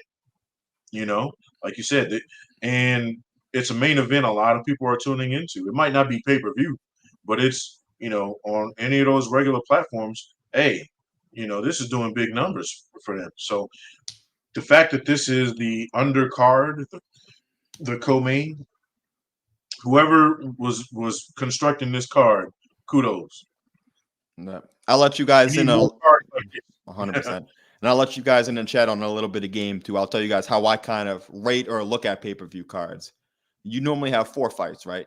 You take out the main event, you look at the other 3 fights, and you say, okay, if this was a Showtime boxing card, would I be okay with this card? That's how I kind of gauge these pay-per-view cards. And a lot of these pay-per-view cards, you wouldn't be, I mean, just honestly speaking, you wouldn't be psyched with the other 3 fights as a Showtime card. But if you had Lubin and Ramos, you have Barrios and Ugas, which we'll get into in a second, Elijah Garcia against Resendez, I'd be like, okay, I'd be sitting on a Saturday night, be very excited, be chilling, ready for those fights. So I think that's all. If you guys are looking to be able to gauge how good a pay-per-view card is, I think take out the main event because that's what the pay-per-view is about at the end of the day.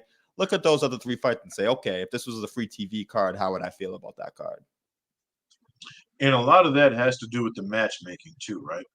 Because, there have been times where when you look at the names, you go, oh, this is going to be a good undercard. And then it stinks up the joint. Yeah. So I think whoever's doing the matchmaking was really smart, Styles, right. Sometimes, because let's face it, I've watched some undercards, Floyd did back in the day. I'm like, who the fuck are these guys? And then you watch the undercard and you're like, damn, and it's a great whole card. Those become the best ones sometimes, yeah. Right. Because you're like, oh, holy shit. I remember I talked about him earlier. Gotti and Ward used to have the best undercards because they'd be most of the guys were guys you hadn't really known or you'd seen a couple of times here and there, but all of them had the main ingredient you like. They were all coming to fight. There was nobody who was just trying to get a dub or coming for a pick. All these dudes were dogs. So it was like because of what the main event was. They're like, well, we can't come half stepping when we're on a Gotti Ward on the card. And you watch every goddamn fight. So I think it's about matchmaking, who you're putting on there. When you've got these big cards, especially when people are paying to watch it, respect that, right? Mike Tyson used to put on some of the best cards because his fights were over. And you needed to have the good undercards. Yeah, he'd have like 2. It'd be like 20 goddamn fights on his undercard. But you watched all of them because they were champions or former champions or future champions on his undercard. So I think this year though we've been we've been a little spoiled. There have been some really good cards this year, not just the main events.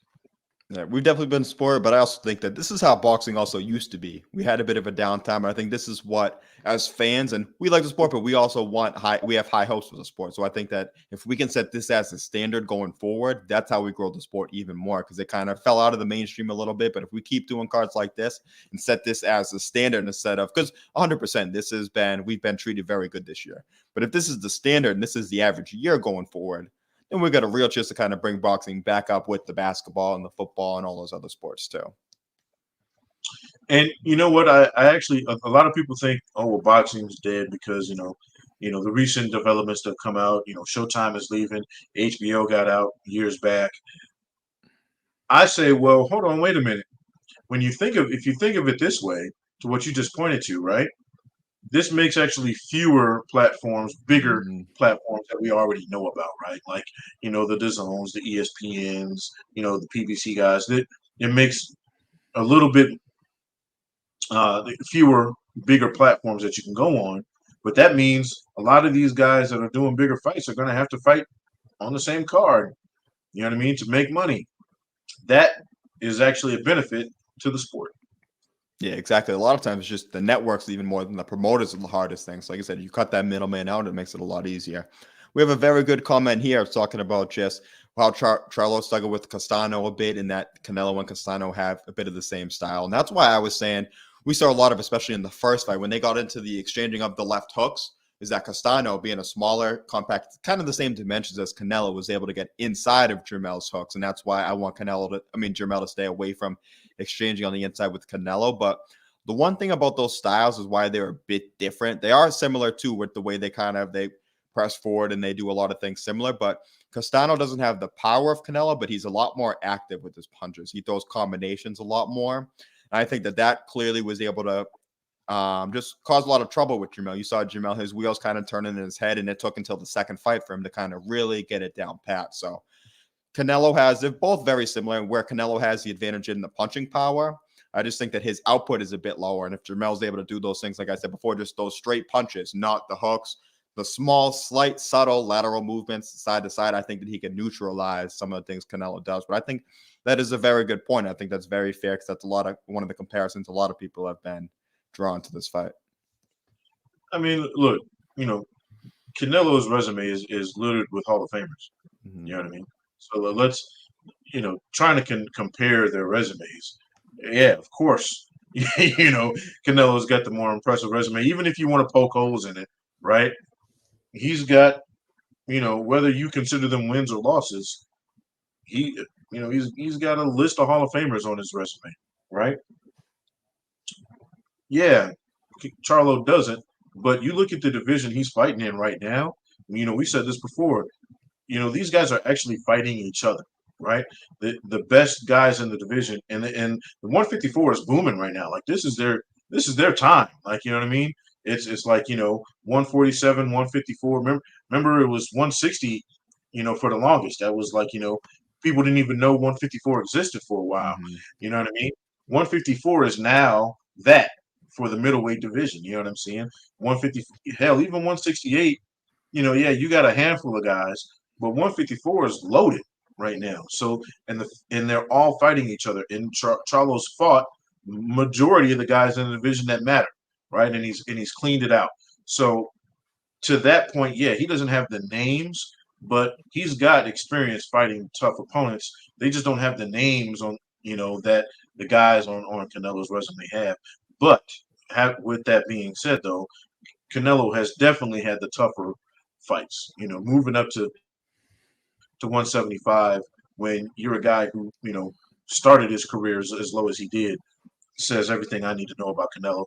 I love him too. Like I'm a fan of both of these dudes. Like you know what I mean.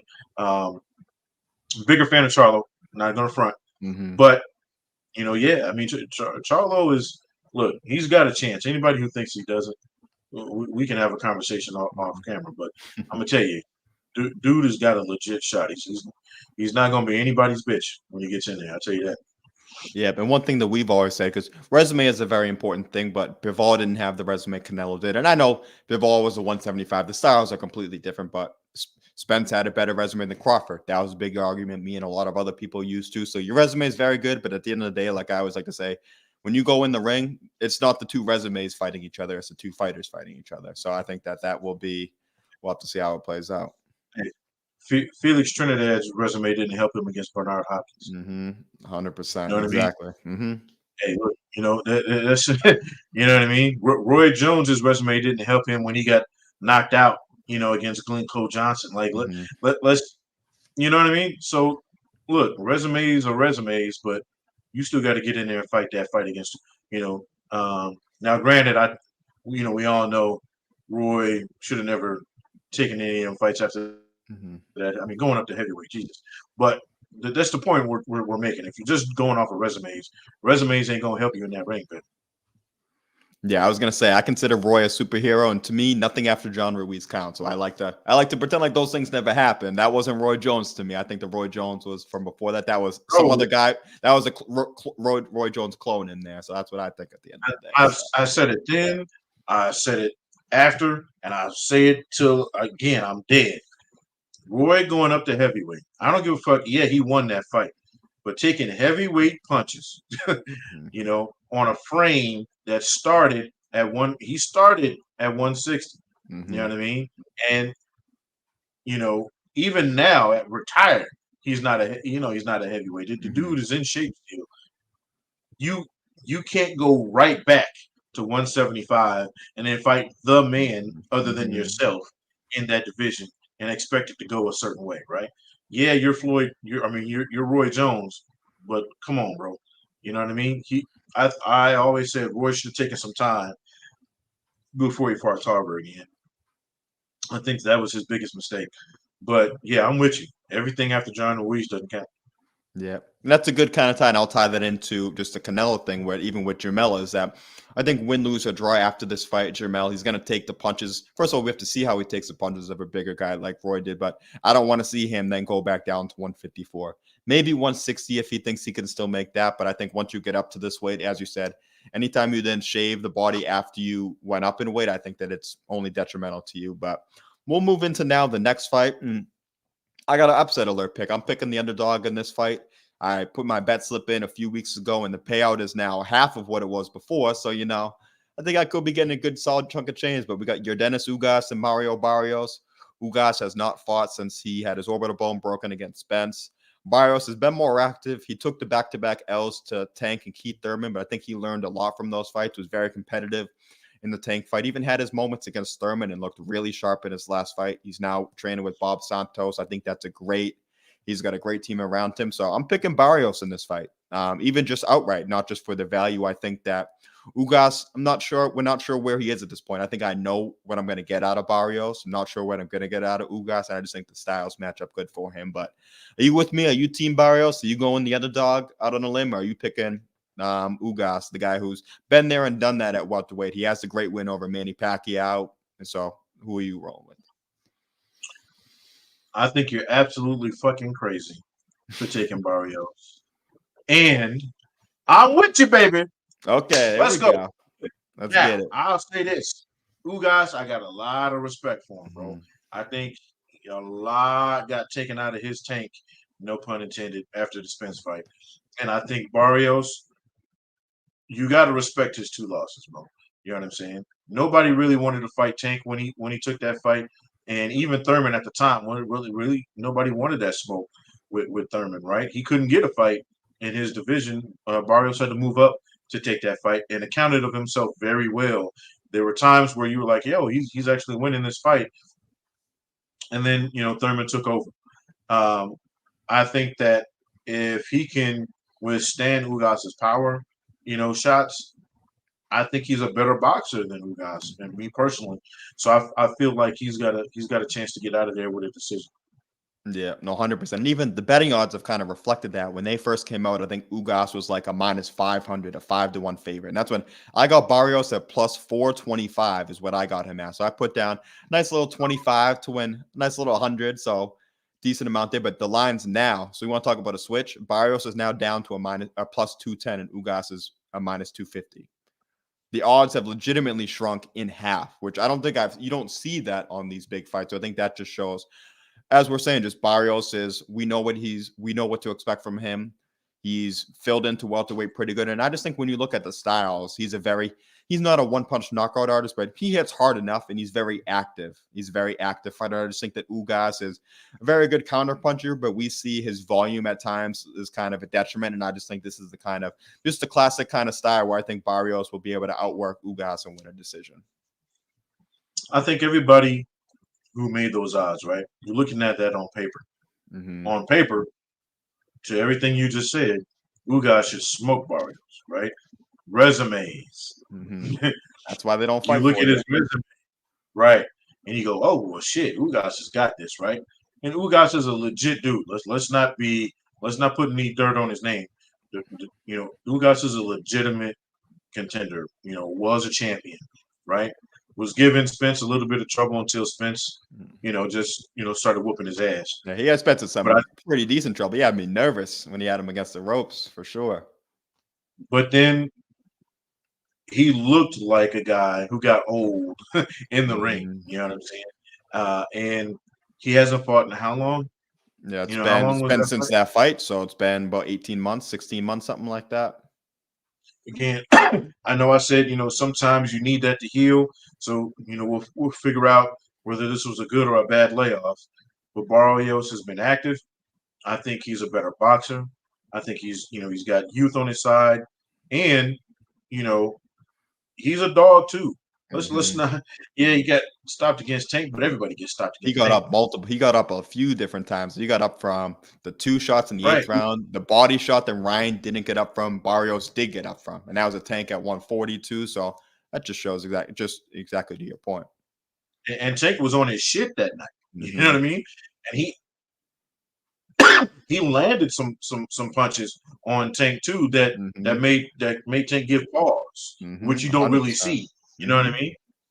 So, and even against Thurman wasn't just walking through Barrios. No. You know what I mean? Yeah, he was able to lump him up, but the fact that a guy like Thurman, who usually just walks through his opponents, didn't do that to Barrios, again speaks volumes. Ugas should win, but I think Barrios has got this, bro. And he's confident in his shit. I love his style. You know what I mean? I love his story and all that, which I know doesn't fucking matter, to the outcome. But I like this dude, and I think he's got a chance.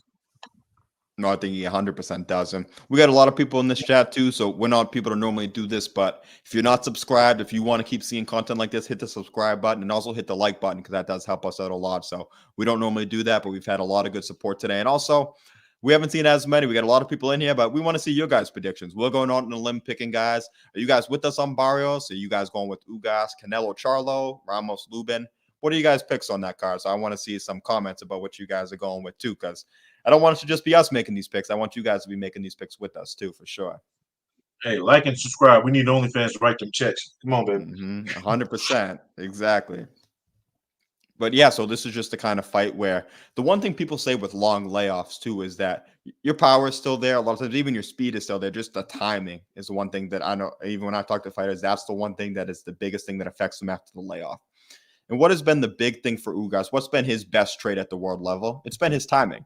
It's been his counterpunch and it's been his timing. That's how he was able to catch Spence. That's how he was able to really beat up Pacquiao. Just he was able to time him coming in. So I think that if his timing is at all off a bit because it's been 18 months and because of the punishment he took, I just think it opens the door for Barrios to not only win, but even maybe run away with this fight. Because I think that if Barrios was able to put it on Ugas and get off to a fresh start, I'm just not sure if Ugas will be able to make any adjustments or kind of turn the table. And I think Barrios could really get a great win for him. Let's not forget, Ugas is 37. Mm-hmm. You know what I'm saying? And boxing, that's that's old as fuck. You know what I mean? And he's not a spring chicken anymore, bro. He's been in some good fights. So that's another thing we have to take into consideration. Barrios is still relatively young when it comes to the sport of boxing. His best years are probably ahead of him at this point. Ugas is behind him. You know, I think Ugas is more of a gatekeeper at this point if he loses, right? If he loses. Now, if he wins, this could propel him back into, a title contention, especially depending on what happens with Bud and Spence. If both of them leave the division, then, it's wide back open for him, right? But I think the winner of this puts themselves in a prime position to get one of those belts that Bud and Spence did. But I definitely feel like Barrios is on his way up. I think Ugas is on his way down. That's Yeah. why I'm picking Barrios. I think if Ugas was that version he fought against Pacquiao, then there's no chance in hell Barrios wins this fight. I think he gets wiped out. But I don't know what it is, man. I just feel like Ugas is on his way in decline. Yeah, I just think the timing is perfect for Barrios, and I'm almost a bit worried just because I'm so confident that Barrios is going to win. Like, I would be very, very shocked if Ugas won. And I got to remind myself, like, listen, Ugas is still a 2.5 to 1 favorite to win. So he is the favorite to win. He's favored to win. He's still technically the A side, but I'm very, very confident in Barrios' ability to get this done. And like you said about for a title shot, well, this is actually, I didn't mention, but this is for the WBC interim belt at 147. So if Bud does move up, the winner of this fight becomes the full WBC champion. So not only would you be in the mix for a title, you would be the champion. And then you could make unification fights with Stanionis would be the WBA champ. Boots would be the IBF champ. And if I were them, I might go to the Stanionis route instead of the Boots route. But Stanionis is someone who I'm a huge fan of too. And those are both tough fights. But you would be a champion. You would be able to make unification fights at that point too. So that's why this fight is even more important for both guys, because you would be most likely a full world champion by the end of the year if you win. I think that, and again, we just touched on, that's what's the most intriguing part about these bigger fights, in the welterweight division right now. It's exciting if you're a welterweight right now, because you're like, well, if Spence and Bud move up, which everybody thinks they're going to do, right? Everybody thinks this next fight is going to be at 154 because both guys want that, right? Now, if Crawford does what a lot of people are saying he should do, which is keep Spence at 147 so he can get another dub out of him, not give him, any kind of help by moving up to 154 and doing a rematch, then, these guys have got to wait, a little bit longer. But if this next fight happens at 154 and they give up those belts, bro, we're talking about it. This shit is wide open. And that's what's intriguing about this fight, because both of those guys, Barrios and Ugas, have got to be thinking that, right? Hey, shit, if I win this fight, not only could I be an interim, but I could be a full champ, within a couple of months, and then fuck around and have a chance to get bigger paydays fighting these other guys. So that's the caveat to this fight. You don't know, because if both of them have that mindset, this could be one of the, if not the best fight on the card, because you're going to get two dudes coming in there, hey, my future in this sport depends on whether I win this fight or not. 100%. And I like Bean's comment here, because this first sentence is exactly what I put on Twitter. Basically, I said, my heart's going with Charlo, but my head's going with Canelo. I think that it perfectly explains what I'm saying. And then he said, got to see how Ugas reacts when he gets hit to see if he's 100% healthy, and then going with the ITR guys. So I guess he's saying going with Ramos and then Elijah also. But that's the good thing about this card, is I think if any fight actually has the potential to be kind of a dull fight, it would probably be this fight the most. Because let's say if Ugas is just shelling up and Barrios is kind of throwing his hands, but at the end of the day, I still don't think that's going to happen. And if this fight is the fight that's most likely to be a dud, you got a pretty damn good fight, because at the end of the day, this fight should deliver too. So I think that even speaks more so about why this is a good card, and why, because even this fight should deliver. And if this is the least likely one, or the most likely one to be a dud, we're in a pretty damn good spot. Yeah, but I can't get past it, bro. I think Ugas is damn near 10 years older than Barrios. I think, I've having watched them both. Again, I know people are going to say, yeah, but look at those two losses. He couldn't get past Thurman. A lot of people think Ugas would have beat Thurman. And I don't. I never thought he would have. I thought Thurman was just too slick for him. I'm on that same train. But a lot of people thought that, especially coming off the Manny Pacquiao joint. Hey, fight Thurman next. Why did that fight get made? Et cetera, et cetera, et cetera. I think Ugas is, if there was a chance or a time for Barrios to fight him, now would be it. Coming off that layoff, he's a little bit longer in the tooth. He got his ass thoroughly handed to him in his last fight. Those are all things that are in Barrios' favor. Barrios got a stoppage in his last fight against a decent guy. So we'll see what version of both these guys show up. But they've got to understand, hey, look, now is the time to jump on the welterweight division, especially the two guys who've been running it did. 100%. And we'll now go into, we touched on it a bit when Felix was here, but his guy Elijah Garcia is in the opening fight, which another pretty damn good fight that we have here, where I think I know who I'm picking to win, and I am picking Elijah to win, but he's not in there. This is not a showcase fight by any means. He's going in there against Armando Resendez, and he's someone we talked about earlier this year, because he's actually the guy who beat Jared Hurd earlier this year. So he came in on the B side. He was the underdog against Hurd, and he gave Hurd a lot of shots, and he made Hurd's lips split open, and that's why the fight ended up being a TKO. So this is another very good fight. I think that Elijah has a bit more dimensions to him. I think he can, anytime somebody has more tools in their toolbox, I tend to lean towards that person. But Resendez is coming to fight, and he is also the most confident that he has ever been in his career. If you're coming off a win over Jared Hurd, he's thinking, okay, I just beat a guy who used to be a unified champion and was on some pound for pound list, and now I'm fighting another young guy who's my age. And Elijah's also saying, well, listen, I could have beat that Jared Hurd too, and I'm the favorite in this fight, and I'm the one who's supposed to win. So I think they both think they're supposed to win, and that's what's going to make it such a great fight and just a hell of an opener. But I'm going with Elijah at the end of the day. Yeah, man, I think the Resendez win over Hurd tells us more about where Hurd was than where Resendez is going, if that makes sense to anybody. I think, but kudos to him because it was impressive as fuck. I don't think any of us picked him to win. You know, I know I didn't. I thought Hurd was going to bounce back. I thought this was going to be, you know, his showcase fight, and it ended up being a showcase for Resendez. You know what I mean? And it makes you look at him different. Elijah Garcia is special, bro. You know what I mean? We've seen him, so I think that he'll win. But to be honest with you, this is as close to a 50-50 fight for me as I have on.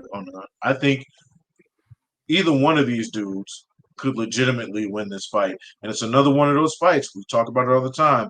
I don't think the loser loses. I think the loser is still going to be a competitive guy and still get some decent fights, as long as his promoter doesn't dump him, because, you know, people are fucking idiots these days. But I think both of these guys can come out of this with great opportunities. But I do think Garcia's just got he's got that much more in you know, in his toolbox than Resendez does, and that's what's making me go with him. Yeah, and to your point, they're both young. Elijah's 20 and Resendez is 24. So this is the kind of thing where it's kind of a levels fight. But let's say if Resendez is right here and Elijah's right here. Elijah might be a bit higher, but if Elijah wins, he goes to here. Resendez doesn't go down to here. He stays here, and if not, he might even go up here. So it's the kind of thing, as you said, that these are the fights. They're both young. They don't have to take a fight like this. They could both go out and win 5 more fights and slowly build up the rankings. And middleweight's a division that's wide open. You don't have to take tough fights. You could be in a title fight pretty soon, but they're both taking this fight right now. And I think that speaks to the confidence that both guys have and just their willingness to get in there and make it happen. So Resendez, he took the risk against Hurd. Elijah was the underdog against Vidal in his first fight this year. And then they both were able to win those fights and win spectacularly. And I think that's what got us to this point. But just to echo your point, exactly what you said is that whoever loses this fight, unless they just get white, unless, let's say if Elijah knocks out Resendez in the first round, then maybe he might slide down a tiny bit. But even then, he's still fighting an undefeated 20-year-old phenom. And at the end of the day, a lot of guys who would fight a 20-year-old phenom will get knocked out early. So I just want to give both guys credit and just stress, as you said, even with Barrios, we see losses don't mean a lot of things. Ugas ended up beating Pacquiao with 4 losses. So Jermell has a loss. Lubin has 2 losses. A lot of these guys, Canelo's got 2 losses. So losses don't mean everything. It's how you lose. And especially if you're in a fight where it's, like you said, if it's a 50-50 fight, losing ain't the worst thing in the world. And it can even help you because I think that we'll see both guys. Whoever loses this fight will then might not get the attention from the casuals and stuff like that, but they will sneak up and they will end up still being, I think, a very big name eventually. Ugas was losing to guys who were some of the better guys in the division, right? His 4 losses are against named fighters, guys that we either expected big things from or got big things from, right? If the loser of this fight, right, isn't a loser again because they're fighting one of the other best fighters at the time. You know what I mean? So you look at Elijah Garcia, he's one of the better prospects, you know, contenders, right? You could say the same thing for Resendez after the Hurd fight. They're both at the same level right now as far as where they're at in their careers. Yeah, I know Resendez got a loss, but you know, he could just as easily be undefeated, you know what I mean? Fighting Garcia too. So, you know, and then if we get a classic fight out of this, like if this ends up being like, you know, some war and one of the guys gets stopped or it goes, I think it has a very good potential to be that too, for sure. If it does that, shit, give me the loser and put him right back in, you know, with somebody else. Because I can guarantee you, if that's what it ends up being, which I hope it does, it ends up being a slugfest, and then, you know, the guy who loses is probably going to be able to kick anybody else's ass because a lot of these contenders nowadays are getting soft touches. They're being put in with guys they should be beating, right? This is not an easy fight for either one of these guys. And it's crazy because not only is it not an easy fight, but they've already taken not easy fights earlier this year where they were both picked. They were both supposed to lose, and they both won. So that's even crazy. It's not like that they have had an easy path. They're like, okay, this is the first tough fight we'll take. These dudes have already been in these tough fights. They've already won fights that they shouldn't win. So I think that's what makes both those guys dangerous. And I think that's what makes them both so eager to take a chance like this because they know, okay, I know exactly what I'm about. Maybe I wasn't supposed to be here just yet. I think they both thought that they would be here eventually, just maybe not this quick. But they are here. And as you said, just how about a way to set the tone of the whole card, too? You get these two young guys going in there. Clearly, I think they're going to talk about it. Both guys who would go out on their shield. I think they both would do that.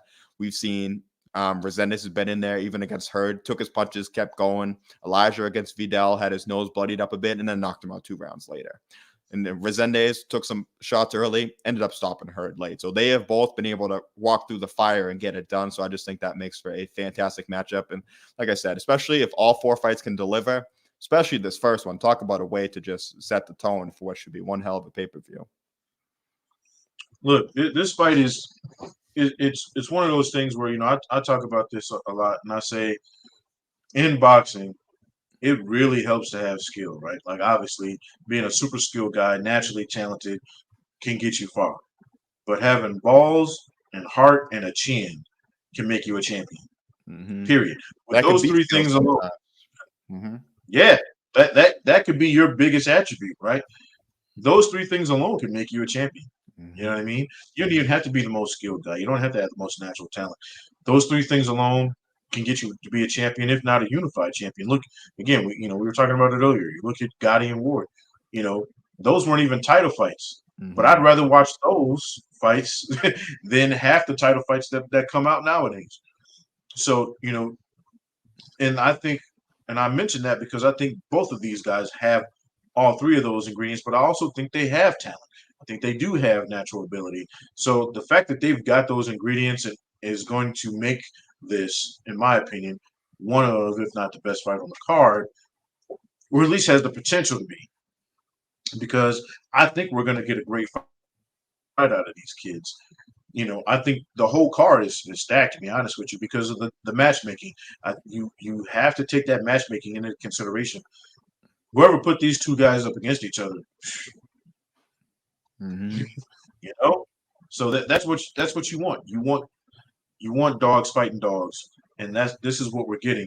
Again, it's more spoiling, bro. We've been spoiled as fuck. And yeah, I think if it continues like this, like if this is what continues to be, the norm, bro. Showtime's getting out at the wrong time. They should be jumping on this. You kidding me? Yeah, bring me HBO. 100%. We'll get into now. We basically touched on the whole card, so we've been on for a while. We'll stick around a few minutes. So we want to see you guys drop those predictions down to who you guys have for these fights. So we have a few. Even when you have a card like this, we even have some undercard fights that are interesting. I know Bean left a comment here, and it won't be on TV, but he wants to see how the kid Floyd's been working with makes his debut. So that is Jermell Moten, who is somebody who I'm very, very high on. He's 17 years old. But he's fighting, and also another guy. He's making his debut, but he's fighting another undefeated prospect, Ezekiel Flores, who's 4-0. So I think he's got 3 knockouts. Yeah, 4-0 with 3 knockouts. So, and I think he's even been on a PBC card before. So they're not dragging some random guy off the street for him to fight, which in a pro debut I'd even be okay with. It's somebody's first fight. He's 17 years old, but you're putting him in with somebody who's also coming to win. And I think that that's a dangerous thing, but I also think that just that Jermell Moten is that good of a fighter that he's going to be able to get away with that, and he should be able to win in spectacular fashion. So I even know it's interesting that Floyd had mentioned before that he wanted to, or even thinks that Jermell would beat Lee Wood right now, who's a WBA featherweight champion. And it's hard to say because I haven't seen Jermell in the pros yet, and Lee Wood is a grown man, and he's been in big fights, but that might not be the craziest thing he's ever said. So I think we got to see how Jermell looks, but I think he has all the goods to be potentially that. He built up Tank, and Tank became a huge star, but I think Jermell Moten could be right behind him and follow in his footsteps. I mean, look, to be honest with you, Floyd hasn't been missing lately. You know what I mean? When it comes to the talent he's picked, I mean, Mickey Bay kind of fell off, but Mickey Bay is still was still a legit guy. Yeah. He had a couple misses, but lately, I mean, look, a lot of these guys, even though they may not have signed with Floyd, the guys that he was co-signing, I mean, people forget he co-signed Shakur early, like early, before the Olympics, before people knew who the fuck he was. He was telling everybody who listened, Shakur was going to be the truth. I mean, come on. Yeah, Devin Haney too. Devin Haney. Mm-hmm. Yeah, he was giving gas to all these guys. Were at his gym for free. Mm-hmm. You know what I'm saying? Getting free lessons. Spence, remember? If people forget that him and Spence actually sparred for for a while. People forget. He's been gassing these guys up. When he picks people and he says, "Hey, this dude's going to be the truth," he doesn't say that lightly. You know what I mean? Nobody knew who Gervonta Tank Davis was. You know what I mean? Nobody. He puts this kid on a platform. The next thing you know, he's the biggest thing in the sport next to Canelo. Like, so if he's saying that Carmel can be that, I mean, who am I to tell him he ain't?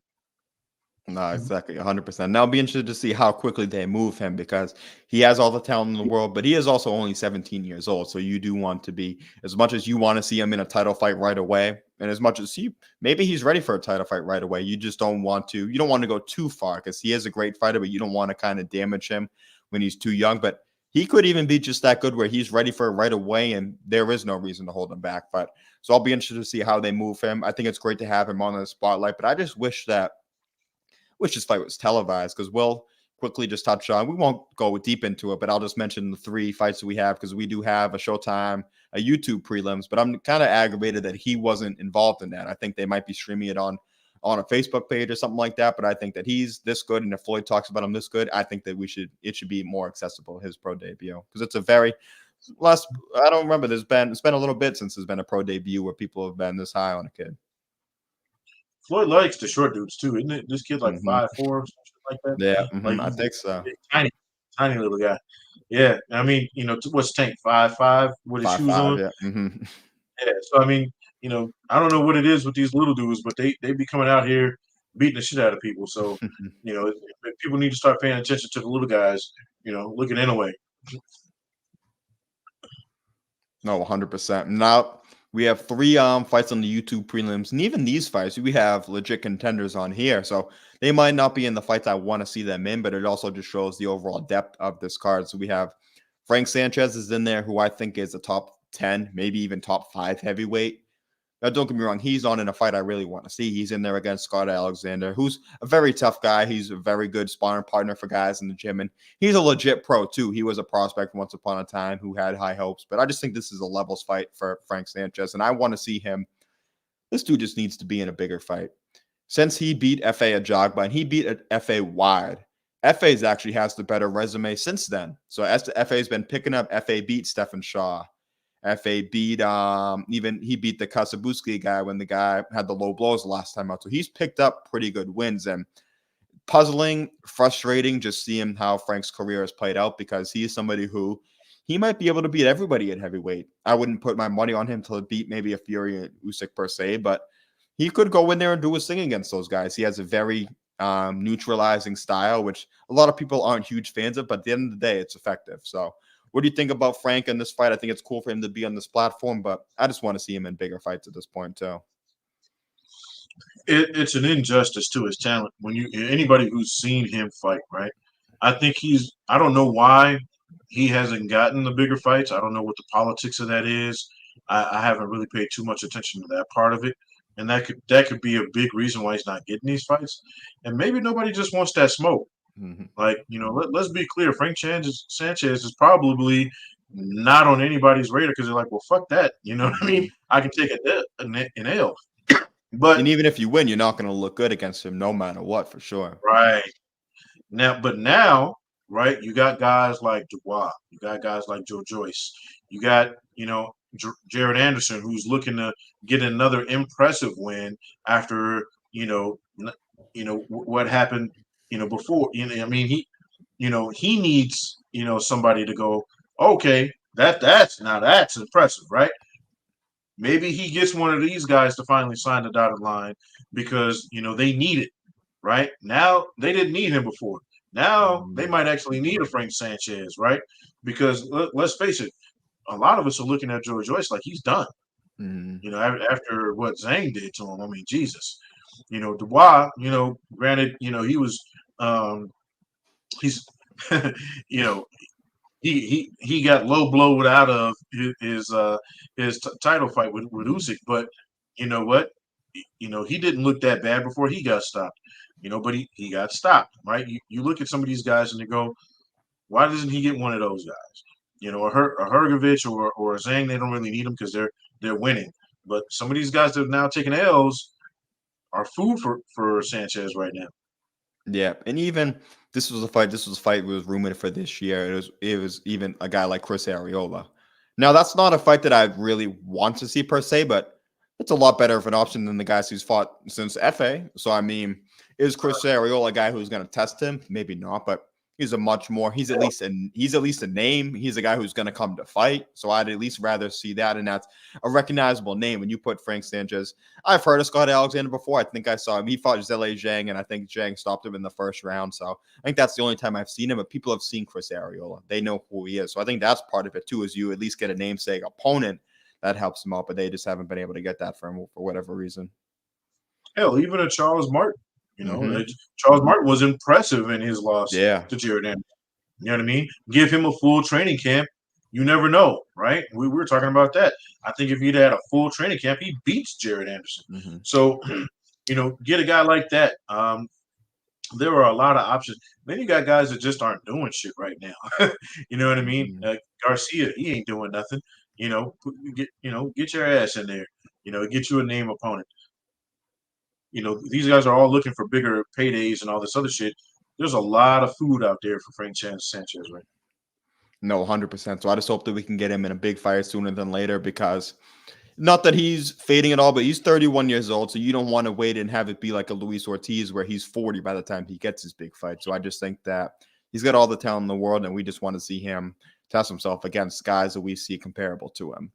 Two other fights that we have in this undercard, not to go too in depth, but I do want to mention just Alexander Gvozdyk, who he's made a little comeback. He used to be the WBC light heavyweight champion. He was stopped by Beterbiev in a great fight, a fight that he was winning, I think, up until the stoppage.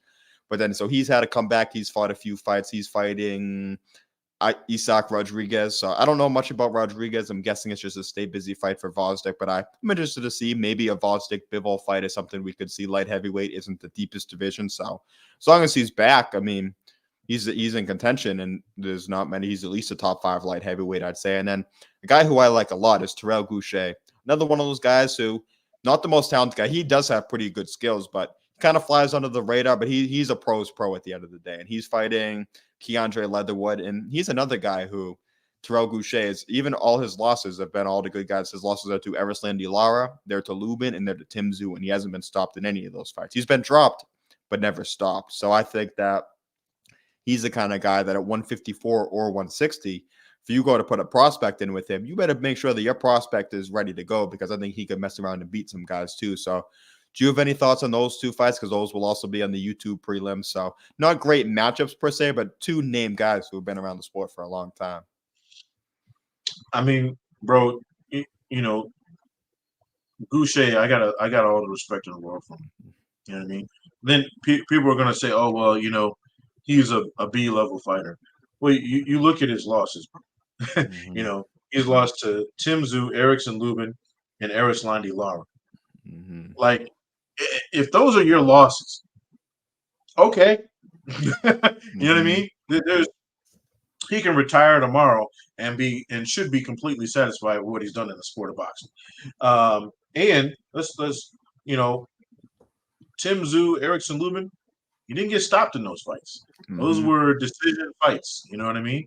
Now he might not have had a chance in either one of them, but he didn't get knocked out against guys most people thought should have knocked him out. He's like you said, he's a pro's pro. He's going to get in there. He's probably not going to beat anybody in the top half of the division, but he's going to give everybody else, you know, that work. And you can't take him light. So I hope Leatherwood isn't coming in there thinking, oh, this is about to be an easy dub against a guy with a name. Nah, man, you better be ready to go to work against Terrell. So, you know, it's a good fight. I think Goucher is going to do what he does, but I expect Leatherwood.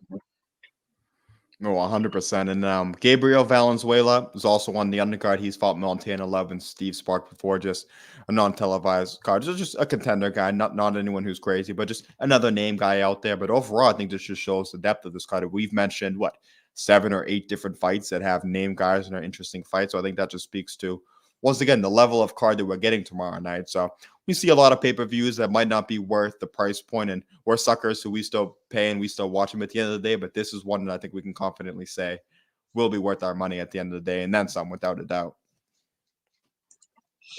Yeah, I mean, look, if the worst fight on your fight card is Terrell Boucher and Keandre Leatherwood, you got a pretty damn good show. Mm-hmm. Yeah. You know what I mean? Like, if that's the worst, like, that's probably the worst fight on the whole card. That's a fight that could be on an ESPN Plus card. Like, that could be, not a headlining fight, but it could be a co-main event of a damn ESPN card. Easy. Yeah, it could be an opener on a Showtime card too, for sure. Yeah. Mm-hmm. Bet. Leatherwood is what? I think he's got like damn near 10 losses. Goucher's only got 3. So, but this is probably more of a bounce back fight for him than it is Leatherwood. But a lot of people think Leatherwood should win this fight. I don't know. And Leatherwood's lost. Yeah, I'm taking Goucher too. But even looking at Leatherwood's losses, he lost to an undefeated John Jackson at the time, an undefeated Hugo Santana. He lost then to a guy who I'm not sure who it is, but then he lost to Andy Lee, Caleb Truax, Steve Rolls. He went 8 rounds within Billy and was stopped, and then an undefeated Tyler Howard. So it's not like he's losing to fight in fights he should win. He's just taking a lot of risks out there too. And that's one of those things where he's learned from all those losses, I'm sure. And it'll be interesting to see how he's in another fight where he's supposed to lose, but we'll see. Maybe he's able to put on a shock. But I got Terrell Boucher winning this one at the end of the day too.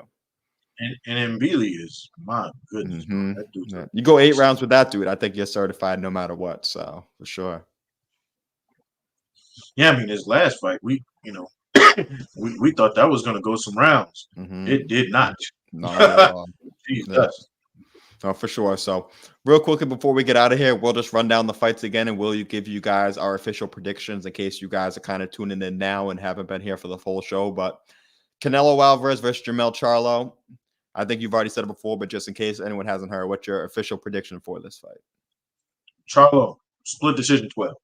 Mm-hmm. And I'm like I said, I'm praying to God that is the case, so that we even get Charlo winning a wider fight than that. But at the end of the day, I do have to go Canelo, probably by decision. I just think that the weight, I wonder about for Charlo, his punch resistance, or even just how he's going to do off the layoff. And I think that this could be a very, very competitive fight. But I think with the judging for Canelo and all those things at the end of the day, it probably swings in his favor. Erickson Lubin and Jesus Ramos. What you got for that one? Ramos by late KO. Mm-hmm. That's, I think, what I got. I can't say the exact round, but I think it'll be after 6. Yeah, so it's a 12-round fight, so I'm thinking the same thing. Somewhere in that 9 to 12 range, I think that Ramos the accumulation could start to get to him those angles. And like we said, hit him with a punch he might not see coming if Lubin starts to fade a bit. But we said that this is not the kind of guy to sleep on either, so Ramos better be careful and not go for it too early. I didn't mean to cut you off. I think it's a TKO, not a KO. Yeah. It stopped on his feet kind of shit.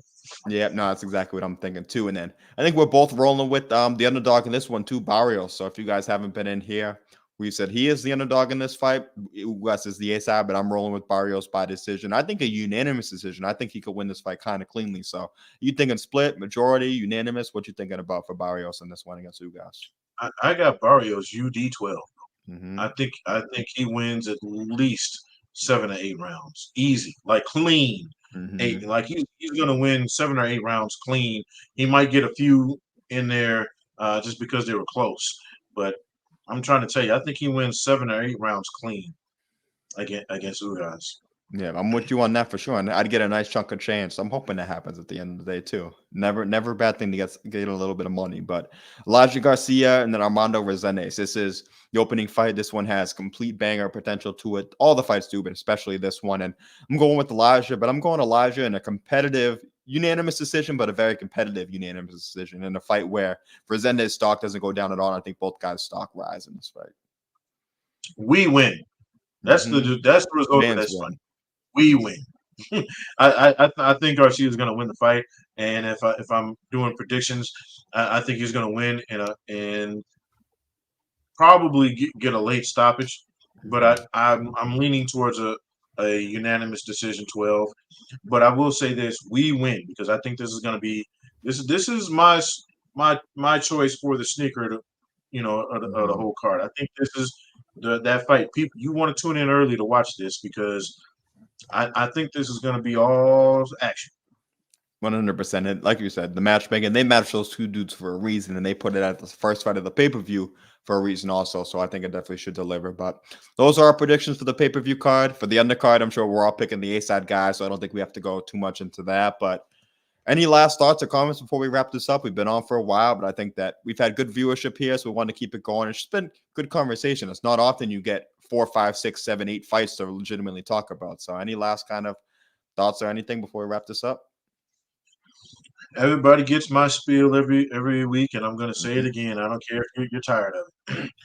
Support local events, boxing, MMA. If you're in a combat sports at all, but we're a boxing platform, so that's what I'm going to talk about.